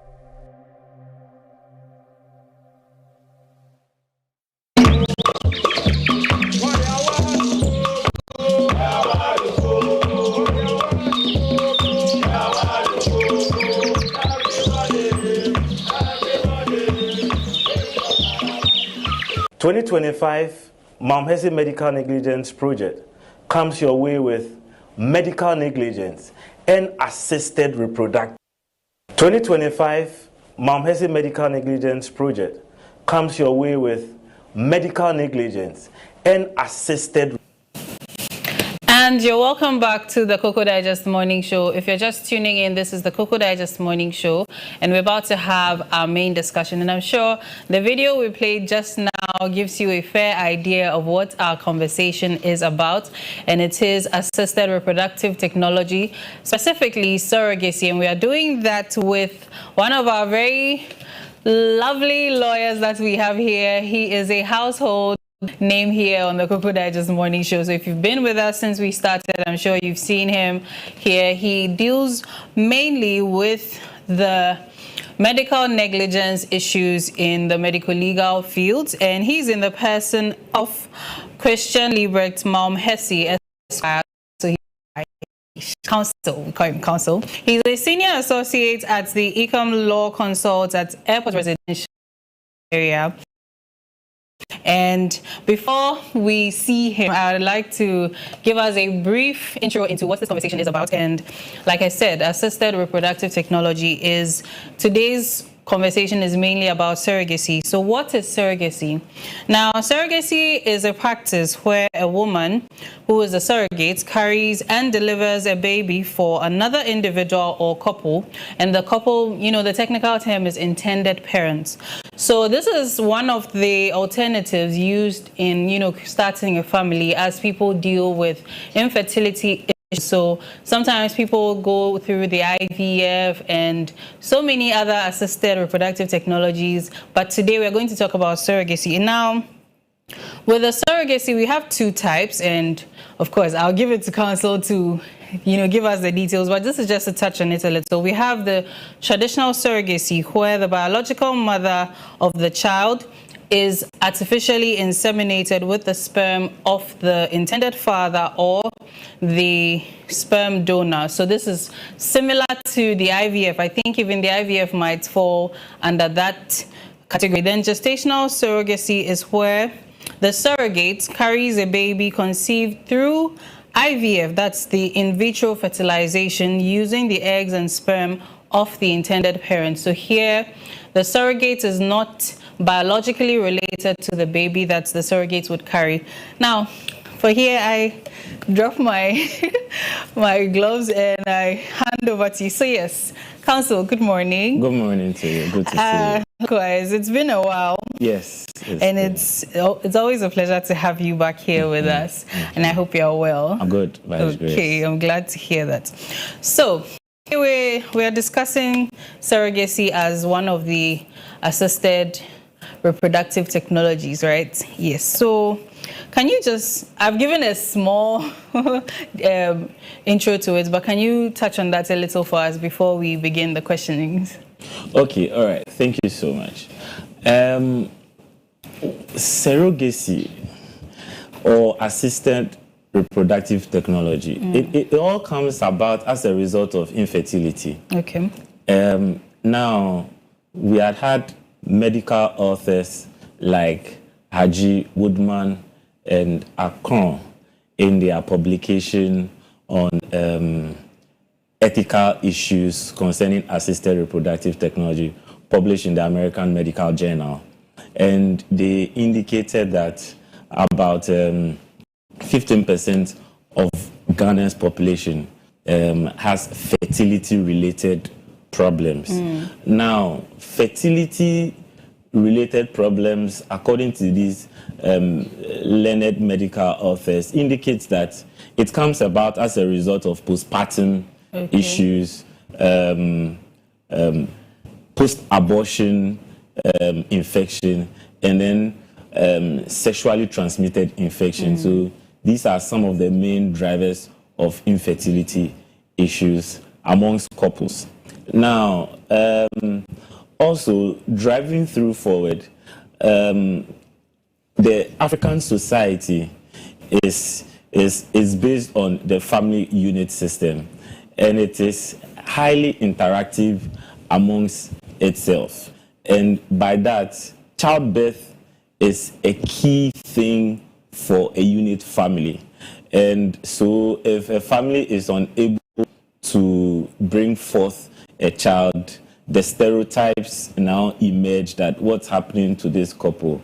And that social interaction places huge burden, causing stigmatization and other social apathies towards that family. And by that socio-cultural burden, the family begins to, or the couples begin to seek answers. We are not concerned with the spiritual aspect, but they begin to seek medical answers to solve whatever is preventing them from having children or a child. So this drifts us into surrogacy, or the broad umbrella assisted reproductive technology. So assisted reproductive technology basically deals with the employment of technology to assist couples or mothers, surrogate mothers, to have children under the Births and Deaths Act, Registration Act. Now, the Births and Deaths Registration Act is the closest legislation we have as a country that deals with anything assisted reproductive technology, and as far as surrogacy is concerned. And the definitions and things that you give as prelude is rightly so, and it's also, the definitions are supported under the Births and Deaths Registry, under Section 48 of it, at the interpretation aspect. Okay. So I honestly thought that surrogacy was mostly something in the movies. I didn't think it was something that we have here in Ghana or even in Africa. So how common is it, or how accessible is it to the average Ghanaian? Yes. Now, according to the authors that I mentioned, surrogacy has evolved in Ghana for close to 30 years. Oh, wow. Yes. And it is the reason why I put out an article which was published by 3 News yesterday, a call for the regulation of surrogacy in Ghana. And the act basically deals with procedural matters. Okay. And before I come into that, because of the problems antecedent with it and its unregulated nature, surrogacy is not accessible to couples or family units that do not have it. It is to the high class or the mid-upper class or middle class. So even with the middle class, we are looking at the mid-upper to the high class that have more double income to access it. But this shouldn't be the situation. Now, looking at the act deals with procedural matters like I mentioned. Now, you have Section 22 of the Act, which says that intended parents could assess a surrogate mother, or could look out for a surrogate mother, and by that a facility could assist them.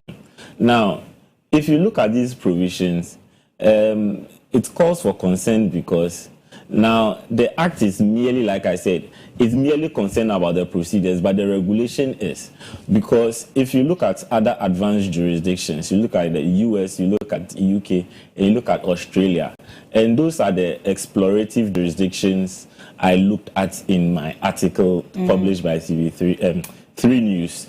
Now, in these jurisdictions, surrogate mothers cannot advertise to intended parents as surrogates, as surrogate mothers. So surrogate mothers are mothers who want to carry babies for term, for purposes of our viewers, and so it is frowned upon. It's criminalized. Now, intended parents can also not advertise in the same vein. You also cannot have surrogate agencies commercializing this by way of advertisement and putting all of these things out there. Now, it comes with fines and other things, and these are very absent in our jurisdiction.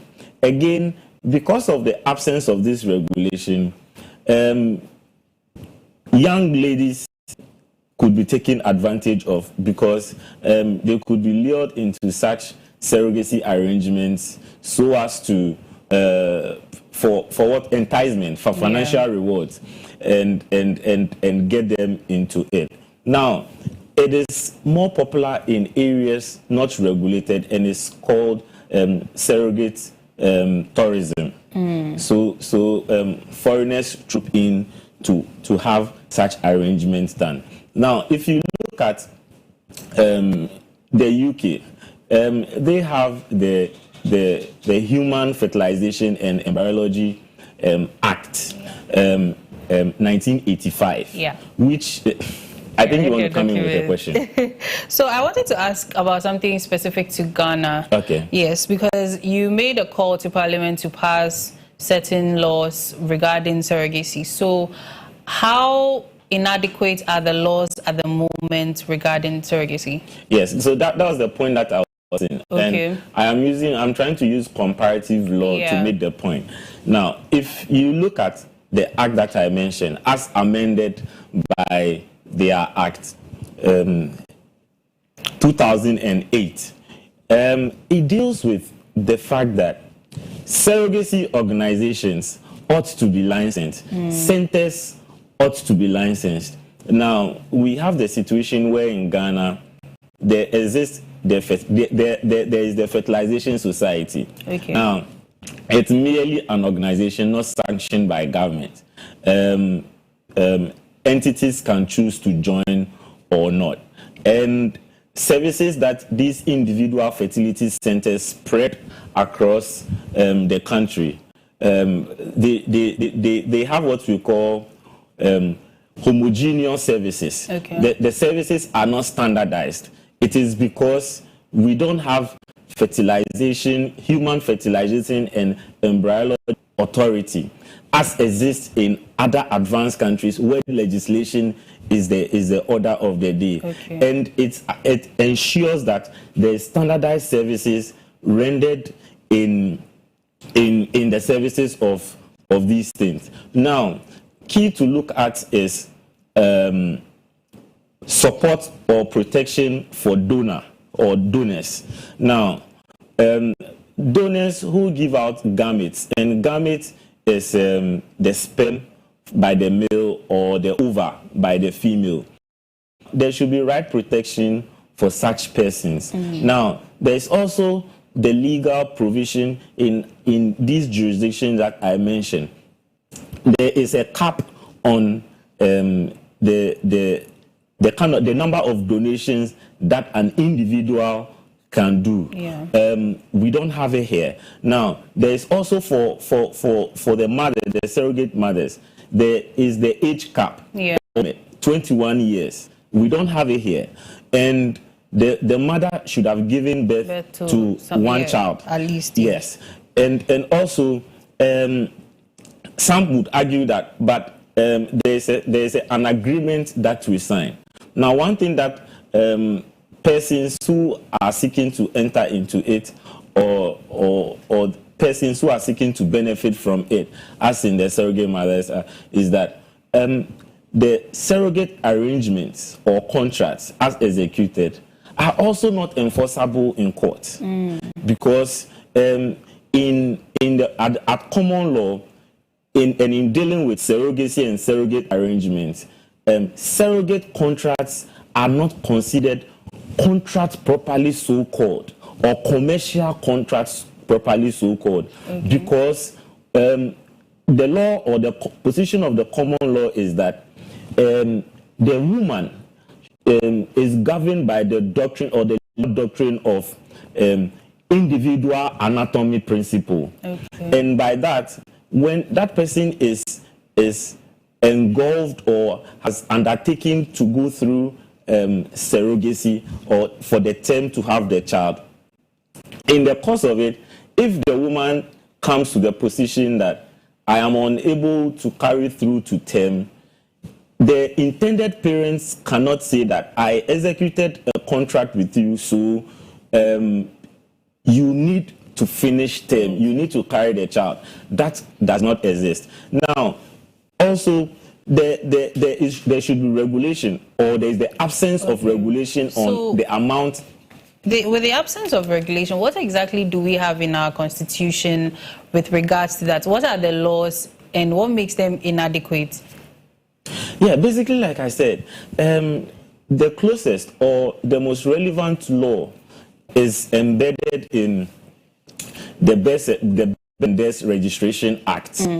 You know, and that is what I have just run by you.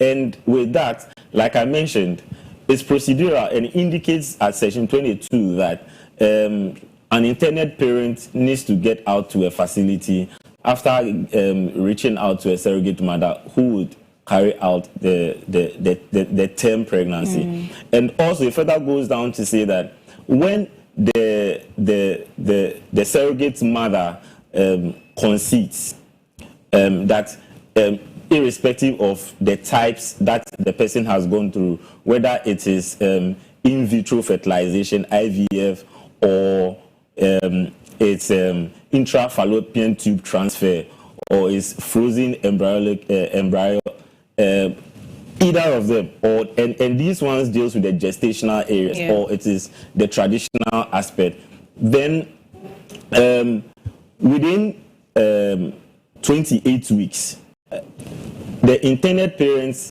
are impressed upon, within 12 weeks, the intended parents are to apply to the court. And such application comes by way of what we call originating motion. And when they apply to the court, and they need to demonstrate to the court that, demonstrate to the court of issues of parentage and how the surrogacy is grounded and all of that in terms of the arrangement and all that. Now, when the court is satisfied in its mind, it will then grant the orders for pre-birth parental order. And that will fix parental rights to the intended parents. So that's procedural. And then if they are unable to do that before term, after term, they have up to 28 weeks or maximum 6 months within which to bring an application for post-birth parental order, which would affix them intended parents with that, and that is likened to adoption proceedings because it is post. And so with that, when that happens, because the mother delivered, parentage will be affixed with the surrogate mother. The court, through the registrar, will serve notice on the registrar of births and deaths to have that detail struck out and replaced with the intended parents' details. And the child is, when it gets to 21 years, would have disclosure made to him or her about how he or she came to this world. So aside all you've said, there is no other part of the Constitution that says anything else regarding surrogacy to, like, because when your article you were talking about the comparison between the US, the UK, and even Australia, where there are agencies that are governed, licensed, and the rest. Ghana does not have any of that. No, we don't have anything. We don't have anything regulated. So you realize, I also spoke about areas of you look at discrimination. Now, I mentioned that, you see, our article, the Constitution deals with right to health. And right to health under Article 30. The country is, or Parliament is emboldened put legislations out there.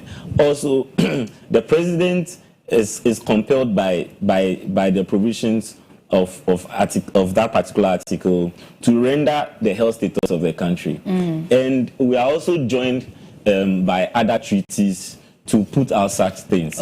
That's how come we had the Mental Health Act and other things come through. Aside, we have other legislations in the health sector that regulate the whole in the industry. Now, the reason why I'm calling for this, for comprehensive regulation of this area are some of these things. Now, you have the situation, we have what privacy and confidentiality. Now, what is the privacy and confidentiality regime when it comes to donation by donors of gametes?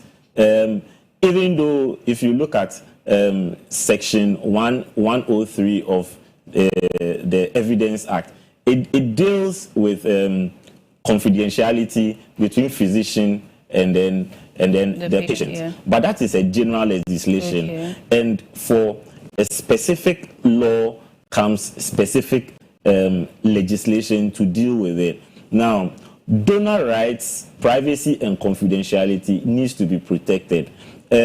Also, when it comes to issues about discrimination, the concept is quite open to the extent that the reasons why people apply for surrogacy or ART is numerous. Now, I have persons who, or before I come to that, the country has not settled on sexual orientation and sexual identities. Even though under our Matrimonial Causes Act, we identify with biological male and biological female at birth. Now, and our criminal offenses also deals with unnatural carnal knowledge and all of that. Now, when it comes to ART, because it's unregulated. Can it be categorized under unnatural carnal knowledge, like the artificial insemination? Yes, so I'm coming there. So when it comes to ART, heterosexuals. Now, what happens when a lesbian walks to an ART center and says that I want to have a child? Would that person be prevented? What does your law say? Asking what does the law say in Ghana? And if you look at the Human Fertilization and Embryology Act of UK, which I mentioned, and the amendment that was brought in 1990 and subsequently in 2008, it brought in, or the amendment brought in, identification of sexual preference and sexual orientation. What is the position of Ghana? You see, we cannot leave it vague.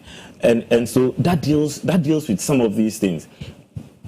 Okay, we have a few questions here. Yeah. So yes, this is my reminder for you all to send in your questions and comments to our live stream on Facebook and on YouTube, and also to our WhatsApp number displayed on your screens. When the phone lines are open, I will do well to alert you all as always. So this one says, are there any pending laws or bills related to surrogacy in Ghana? I am enjoying the conversation. Kudos, Coco Digest. This is from Adjoa Nkrumah. Then Elvis Osei Tutu says he's from Egypt, and he says, I'm thinking of this one topic. Is there any biological connection required to establish parenthood, or can intended parents adopt the child?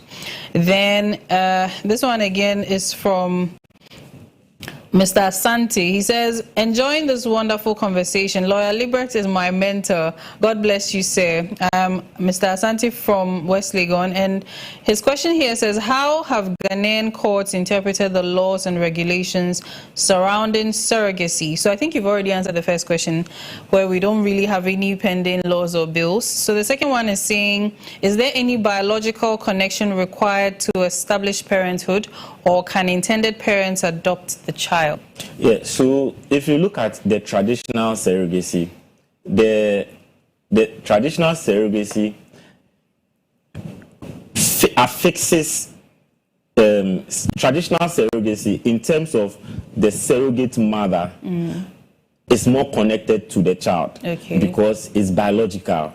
The insemination of the sperm as fertilized with the surrogate mother. Yeah, but so with gestational, a quick reminder that the traditional one is where it's the egg of the surrogate, right? Yeah, it's the egg of the surrogate. Okay. But with gestational, the surrogate mother is only a carrier. Yeah. And the fertilization is done in vitro. So the intended parent with the ova of another, woman or their spouse, and then it is fertilized and then transferred through what we call larastopsy. Yeah. It's a tool that they use to transfer the egg into the fallopian tube of the. So we are interested in the fixing of the rights as this. So this one, So still, is there any biological connection required?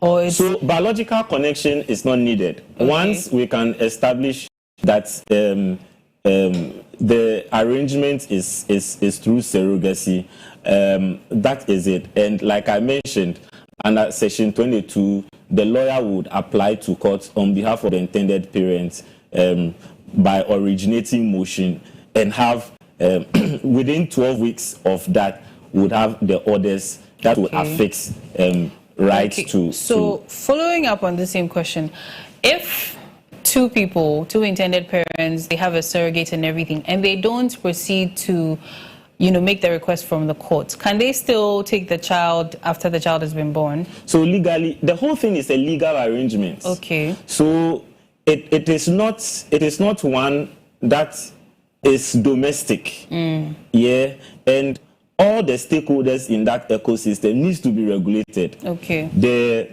intended parents, the intended parents, the surrogate, the facility. That's the facility. So when it goes to court, they will now take what we will say the original parentage. We'll take it out from the surrogate mother and affix it to the intended parents as the legally recognized parents. And that is why we call, when it happens within 12 weeks during term, we say pre-birth parental order. And when it is after term, it must happen, the application must come within 28 weeks or maximum 6 months, and it is called post-birth parental order. With Ghanaians and the way we like to handle things at home, I've come to you, we have an agreement. Do I really need to go to court? If I go to court, if I don't go, will I be penalized? Or because there are no laws for it, it seems people can get away with such? So if you don't go to court, the parent, the child cannot be said to be legally the child of the intended parents. Okay. Yeah. But it is our court who would know that this child is not legally mine. It's my gamete and my spouse's gamete. So what happens is that the complications start when such arrangements are not there. That legal arrangements are not there, and especially with traditional surrogacy, the mother tends to cling on to the child because there's a biological relationship, So it is everything to have it done. And also, the absence of legislation has caused for the sale of gametes, or what some call it has been commodified. Yeah. And that also needs to be regulated. Now, if you look at, again, in comparative law, looking at Australia, UK, and then the US, we have what we call non-commercial surrogacy and commercial surrogacy, and there are strict laws under it. What is Parliament doing about it, and what is going to be the regime shift on it? So these are all tentative matters that require attention. Okay, so to be clear, the commercialized system is where we have the sperm banks and this call for egg donors, right? Yeah, so I mean, in all of it, it's not necessarily the sperm bank being commercial. I mean, donation can be done free of charge. Now, if one is donating at a fee, what should be the regulation? And it is estimated that in Ghana, people donate sperm as a business, and the price ranges from 2,500 to 3,000 Ghana cedis per a donation. week. Yes, most people in that business, they love to drink. Through research, they love to drink a lot of coconut water and other things to make help them. So there needs to be a lot of regulation. Now, you also look at areas of, in looking at the ethical areas where we have genetic selection, because some parents would say, I want this kind of trait, I want that kind of trait. What happens to it? Now, in terms of regulations too, how are we regulating a donor where the likelihood of siblingship would come in, or what we call consanguinity? Because in the normal sphere of the family union system, and even by the law of Ghana, incest is frowned upon. Now, we could have a situation where incest could be drawn from the laps. Okay, so this is where maybe I've gone to donate an egg. I have a brother who was also in by some miracle. It's okay. So surrogacy or ART is a serious legal regime that cannot exist in a country unregulated. Okay. So we have to take a quick break. When we come back, the phone lines will be open for you to call and ask all your burning questions on surrogacy and assisted reproductive technology. And of course, you can send your comments and questions to our WhatsApp number displayed on your screens and onto our live stream on Facebook and YouTube. We are here with Counsel Libret Mom Hesse. So we'll be right back.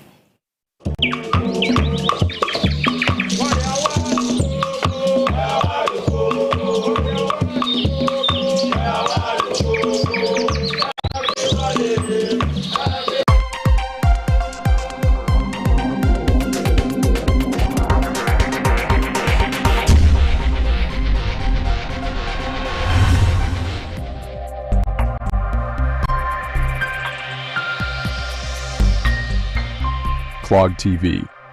Beyond the policy. Are you ready to groove to the beat of vibrant Afro video mix?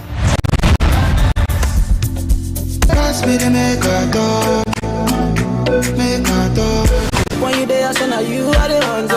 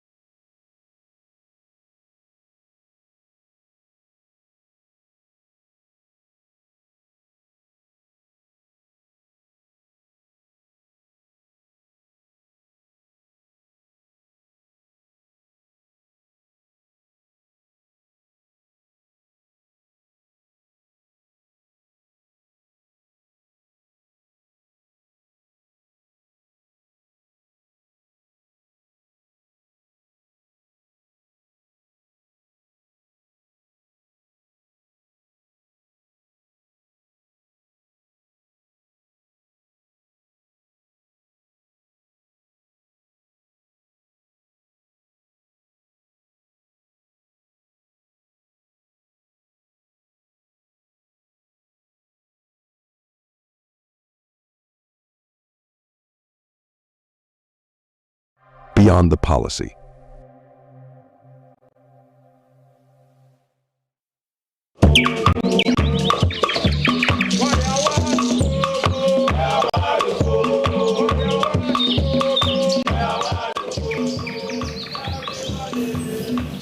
And you're welcome back to the Cocoa Digest Morning Show. The phone lines are open, so please do well to send in your messages. And also, of course, you can call us your questions about surrogacy, whatever it is you don't truly understand, or whatever it is you want to know, if you want to engage or participate in surrogacy for somebody or for yourself, if you're an intended parent.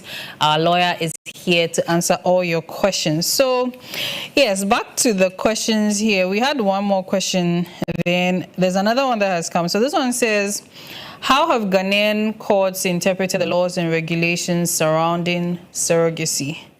And I think that's what we just established, that there's barely anything like that. Somebody wants to ask about, and to add to that, just as we were saying off camera, the issue about a pending case that is about going to the court. So we had this facility carry out surrogacy for a couple, and so it has to do with traditional surrogacy. So the gamete of the man was the surrogate mother. Okay. Yes.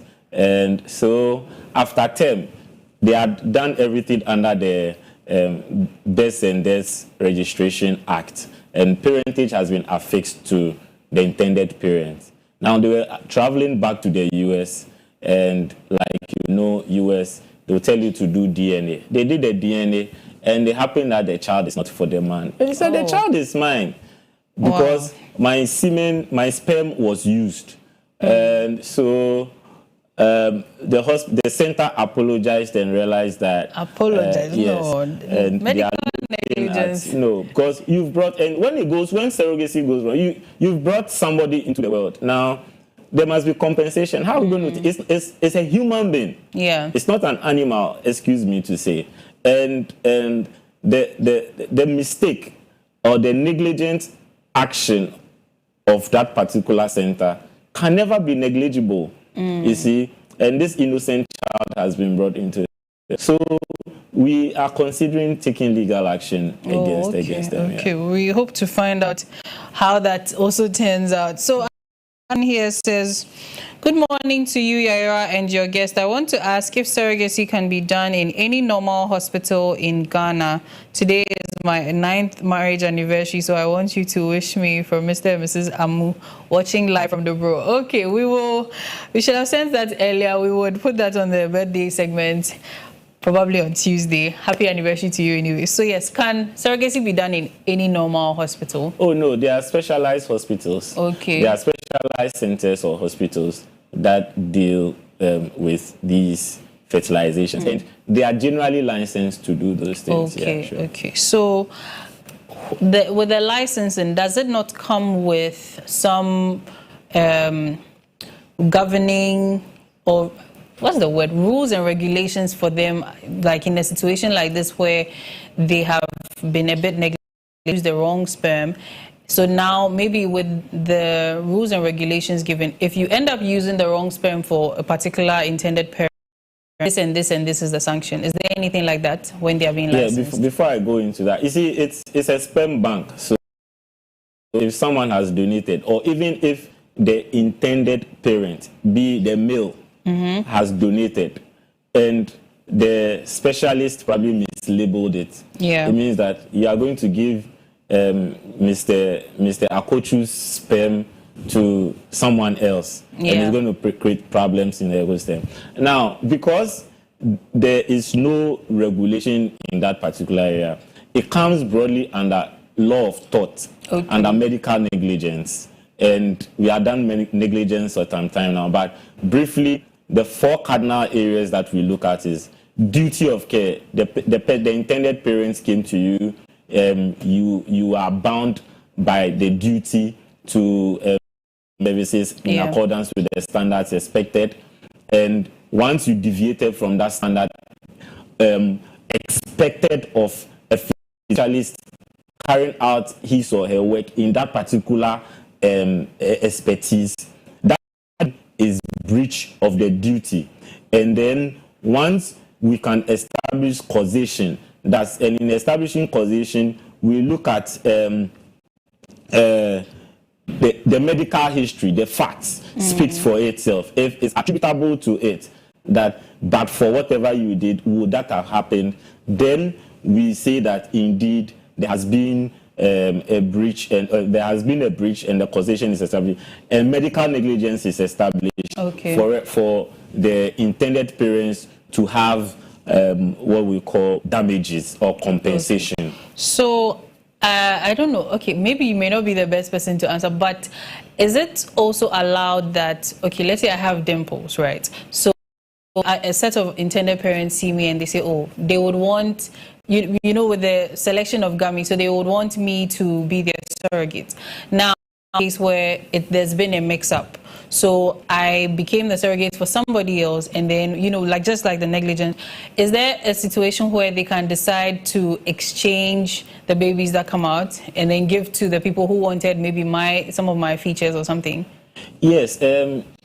Speaking to an expert, she told me that some of these things that happen, it does happen, and sometimes they are able to trace. Okay. Yeah, because everything is mapped out. So sometimes they are able to trace it at the lab to know that, okay, Mr. A's gamete went to this particular person or that particular person. And by that, there will be exchange of babies. Yes. But it becomes a necessity that the lawyers of both parties need to come in to have it done. So the thing is that if you are going to try and look out for legal expertise, advice, yes, it's a medical thing, but that medical option you are looking out for is hugely seated in law, and it is not existing in isolation. Okay, so we have another question here. It says, hi, good morning. My name is Abna from the Upper East region. I am enjoying the show so far. Thumbs up, Esquire Christian. Okay, thumbs up. Esquire Christian made mention of abortion being the cause of infertility. I want to ask if having an abortion once may lead to infertility. No, I mentioned abortion infection. Yes. Okay. So an infection that comes as a complication with the abortion. As published in the American Medical Journal. Okay. So there's another. Hey, wow. People are. There's another question here. It says, how are parental rights and responsibilities determined in surrogacy arrangements in Ghana? Because this surrogacy issue is very serious. So, Nehemiah Kumson. I think we have over-elaborated on Section 22 of the Birth and Death Act, which deals with pre-birth parental order and the rights, and the post-parental order and all that. Okay, so in a situation where the intended parents, maybe they've been trying to have a child for a while, now they've gone in for the surrogacy option, and along the line, maybe about 3 to 4 months into the surrogate's pregnancy, they also find out that they are expecting in their traditional ways. Are they allowed to maybe ask the surrogate to terminate the pregnancy, or actually even reject that pregnancy? Rejection of all of that comes under legal scrutiny. And like I said, surrogacy is more based on the surrogate mother. Because of the principle of law called dual anatomy. Now, because the whole thing is an emotional journey for the woman going through that, and by that psychological issue, the woman could be physically conditioned to go through it, in fact carrying the process, but mentally, if in the course of it she feels that I am unable to carry through with this, the intended parents cannot say continue. If it is healthy and prudent at the time or in the course of that time to have it aborted, so be it, because the woman is unable to. But so with what you just said, that the intended parents cannot see that, maybe this is a couple that, you know, they have kept for a while. This is even the last batch. They don't have any new ones to produce. And then the surrogate says this. What are some of the legal implications of something like that?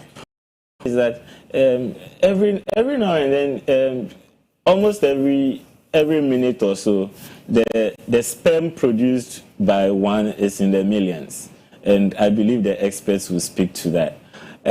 But so we are not talking about sterility here. We are talking about persons who have infertility issues. Now, in a situation where whilst the surrogate mother is in the course of term, they also conceive. You have a legal arrangement ongoing. It does not mean that you abort that relationship. Okay. Because that person too, the woman is also going through not just emotional but physiological challenges. Yeah. So one can choose and pick. Okay. So let's come to the regulations. Let's start with the surrogate mother. What are some of the regulations you think that actually respond to this call they should actually consider? Yeah, with the surrogate mother, it has to do with more about her rights, the rights of the surrogate mother. Okay. It has to do with liabilities of the surrogate mother, because what happens where damages come out? Someone could deliver and suffer mental health challenge. Yeah, someone could depression. Someone could deliver and could have BP related problems. Someone could deliver and have physical challenge. What happens? What would be the insurance response? Would the law mandatory for surrogate mothers to be insured? Or have a degree of insurance through them, so will deal with their liability? There needs to be a legal conversation in that arena. What happens to the partner of the surrogate mother?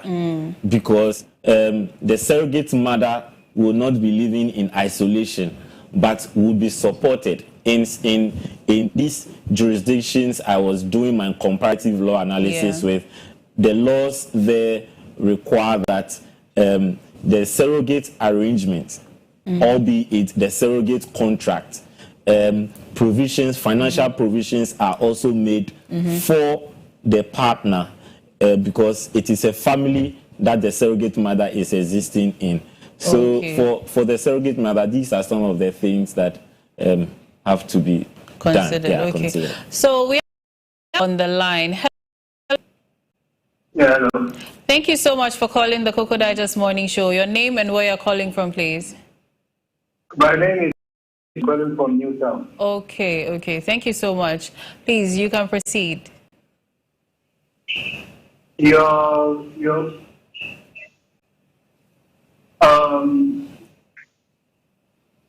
There is a question that I want to ask. Doctor. He's a lawyer, please, counsel. Okay, the question I have is, a man was diagnosed with obstructive azoospermia. A lawyer, sorry. I just came in and barged in the family. That is why I wanted to call. I would call it. If somebody is diagnosed with obstructive azoospermia,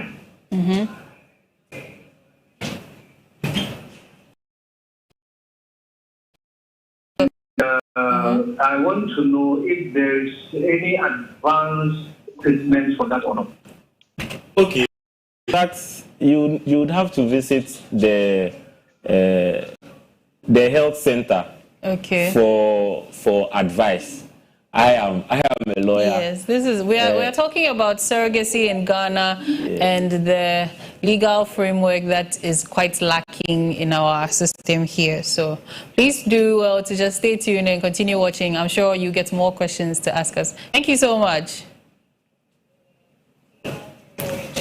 Okay, so yes, we talked about some of the legal regulations for the surrogate mother. What about the intended parents? I think we just need to and one important thing I also omitted is what informed consent. Okay. So informed consent forms is also very pivotal in this surrogacy arrangement. And now, the intended parent at the time of consultation with the specialist needs to let the intended parents know about the choices that they are placing themselves with, whether traditional or gestational, and the other types of ART as they would want to, whether in vitro, whether frozen embryonic, or whether intrafallopian tube, all those things. Okay. Now, they need to explain to them the success rate, the risks associated with it, whether there exist alternative procedures and the same risks, benefits, and all of that, for them to make that choice. It is just not enough for the physician to just run by the intended parent what he thinks is best. Because in medicine, not that it's now, but now patients are more assertive with their health rights. And when the facility puts itself in that situation, it becomes dire. And after that explanation has been done, they sign the informed consent forms. The choices and all of that will be reduced into. So that is how come the centers also need specialized lawyers in that particular area to be drafting some of these arrangements for them, so to aid the medical legal services aspect of the service that they are given. Okay, so with the way it's seemingly cheaper in our side of the world for the Westerners to come and have their surrogate babies here, do you think it is prudent to have a specific or a cap on how much they should pay the surrogates? Because the US is way more, the gap is there. So do you think that as the system is unregulated here, in your bid for Parliament to actually take this up, do you think there should be a cap on how much,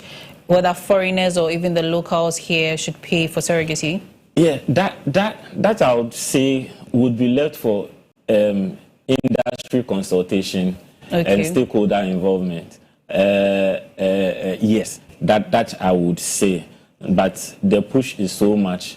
I've made contacts with some members of Parliament for a private members bill to be pushed up, and very soon some of these names would come out. Okay. So now, lastly, the regulation for the centers or agencies. What are some of the regulations you think should be put in place? Yes, everything about ethical standards, and I have spoken a lot about the aethical issues that happen in peace.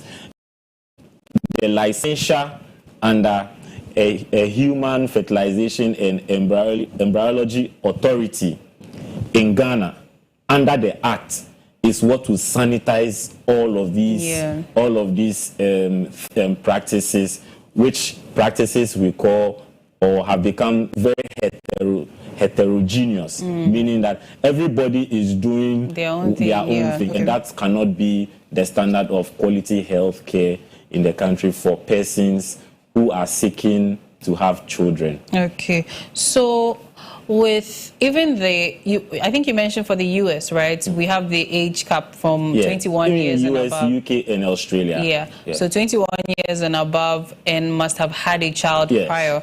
So is that something you think is also required here? Maybe. Yes, I believe so, because you see, it is out of research, and research is born out of continuous practice.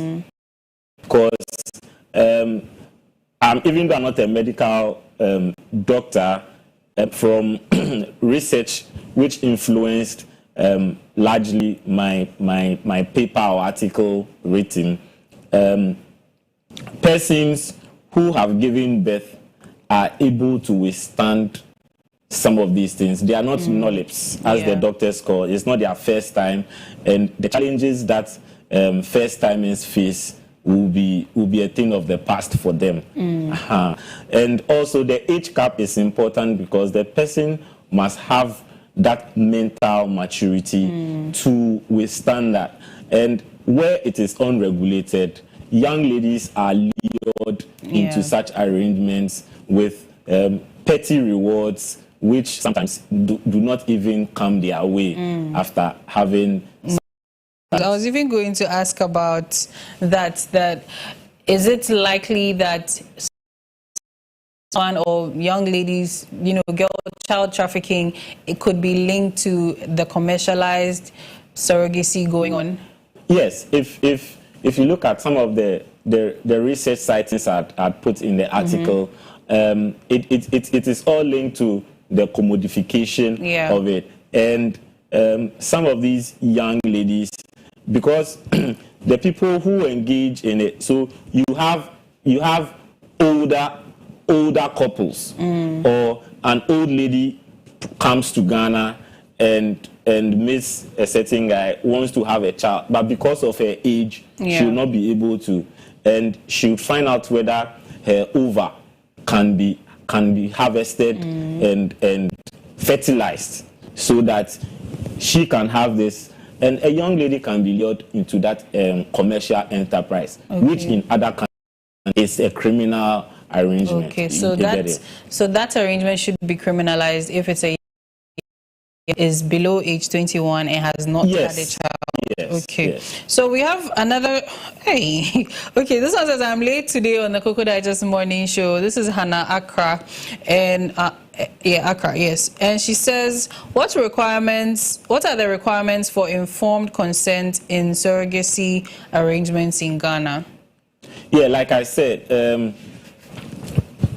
informed consent. Let me read a bit just a short bit from my article. I said, with informed consent, the physician is expected to describe the proposed intervention to the IPs and must emphasize the IP's role in decision-making of the ART forms and choices, and must also discuss alternatives to the proposed intervention. The physician must also discuss the risk and its associated success rate as far as the particular intervention is concerned, and same made known to the IP. Diagnosis and likely outcome, that is the prognosis for the condition, must be known. There must be the recommended treatment as well as the risk associated as aforementioned, together with the common side effects and possible complications. Alternative treatment, risk and success rate must be discussed for IPs to make an informed decision. More so, the donor needs to know about clinical risk of gametes donated as well as screening of donor of infections, disease and genetic disorders. This should be performed on compensation regime, if any, for donors of gametes. Okay. So with the gametes issue again, even before I come to the next question, if you see, we were talking about selection of substrates and things like that. Is it likely that maybe while the child has been put in and everything, a few months down the line through the scan, you realize maybe this child is deformed or maybe Down syndrome? One of these don't usually like to hear. There's a complication. And these IPs decide they abandon and she sue.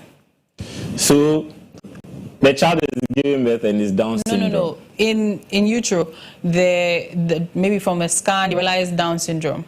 Then the IP say they don't want. Okay. That one, an expert needs to advise. Okay. Because the question will be whether or not in vitro Down syndrome can be detected. Okay, so it can be detected even before.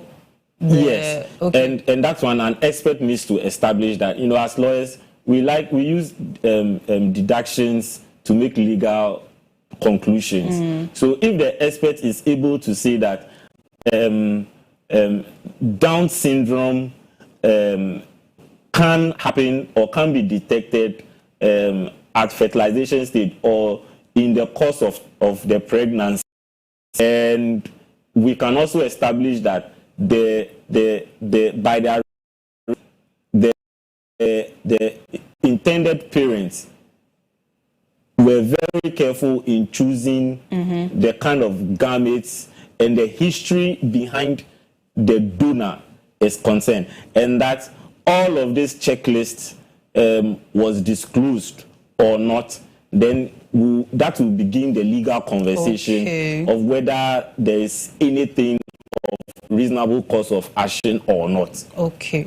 So this one says, how must intended parents and surrogates be informed about the risks and benefits of surrogacy? This is from Martin Azmeti in the Volta region. I think you've already touched on it, yes. So then this one says, hello, Yaira. God bless Lawyer Libert. This is Erin Mensah from Makosombo. What are the requirements for obtaining a birth certificate or other legal documents? I think in relation to the surrogate child. Yeah, birth certificate. You know how to procure birth certificate. Okay, so it's a normal way. But when it concerns surrogacy, under the Birth and Death Registry, Section 22, the lawyer must make an application through what we call originating motion and satisfy the mind of the court on parentage as far as surrogacy is concerned. And when the court is concluded in its mind in the affirmative, the court will now arrogate parental rights to the intended parent as against the surrogate mother. Okay. So will the surrogate mother's name or something just be a small part of the birth certificate? Just no, it would be the rights will be affixed to the parent. Okay. The parent, okay. Yeah. Then there's also, so I think this person asked two questions. So the second one is, are international surrogacy arrangements permitted in Ghana? If you say international surrogacy, I understand it, because I mean in every country comes own domestic arrangement. So we have domestic laws that regulate that particular territorial jurisdiction, and we do not have a national body, international body that regulates. But under WHO, there are subcommittees that are interested in supporting the healthcare benefits and advocacies in terms of surrogacy, and how ART in general can be strengthened in order to provide quality health care for people around the world. Okay, so I think following up on the same question about international arrangements, we mentioned that sometimes people come from the West to our side of the world to have their surrogates. I don't think possible that even us, we can just go and do the same there without not said here. Is this something that we can also do somewhere like in the UK?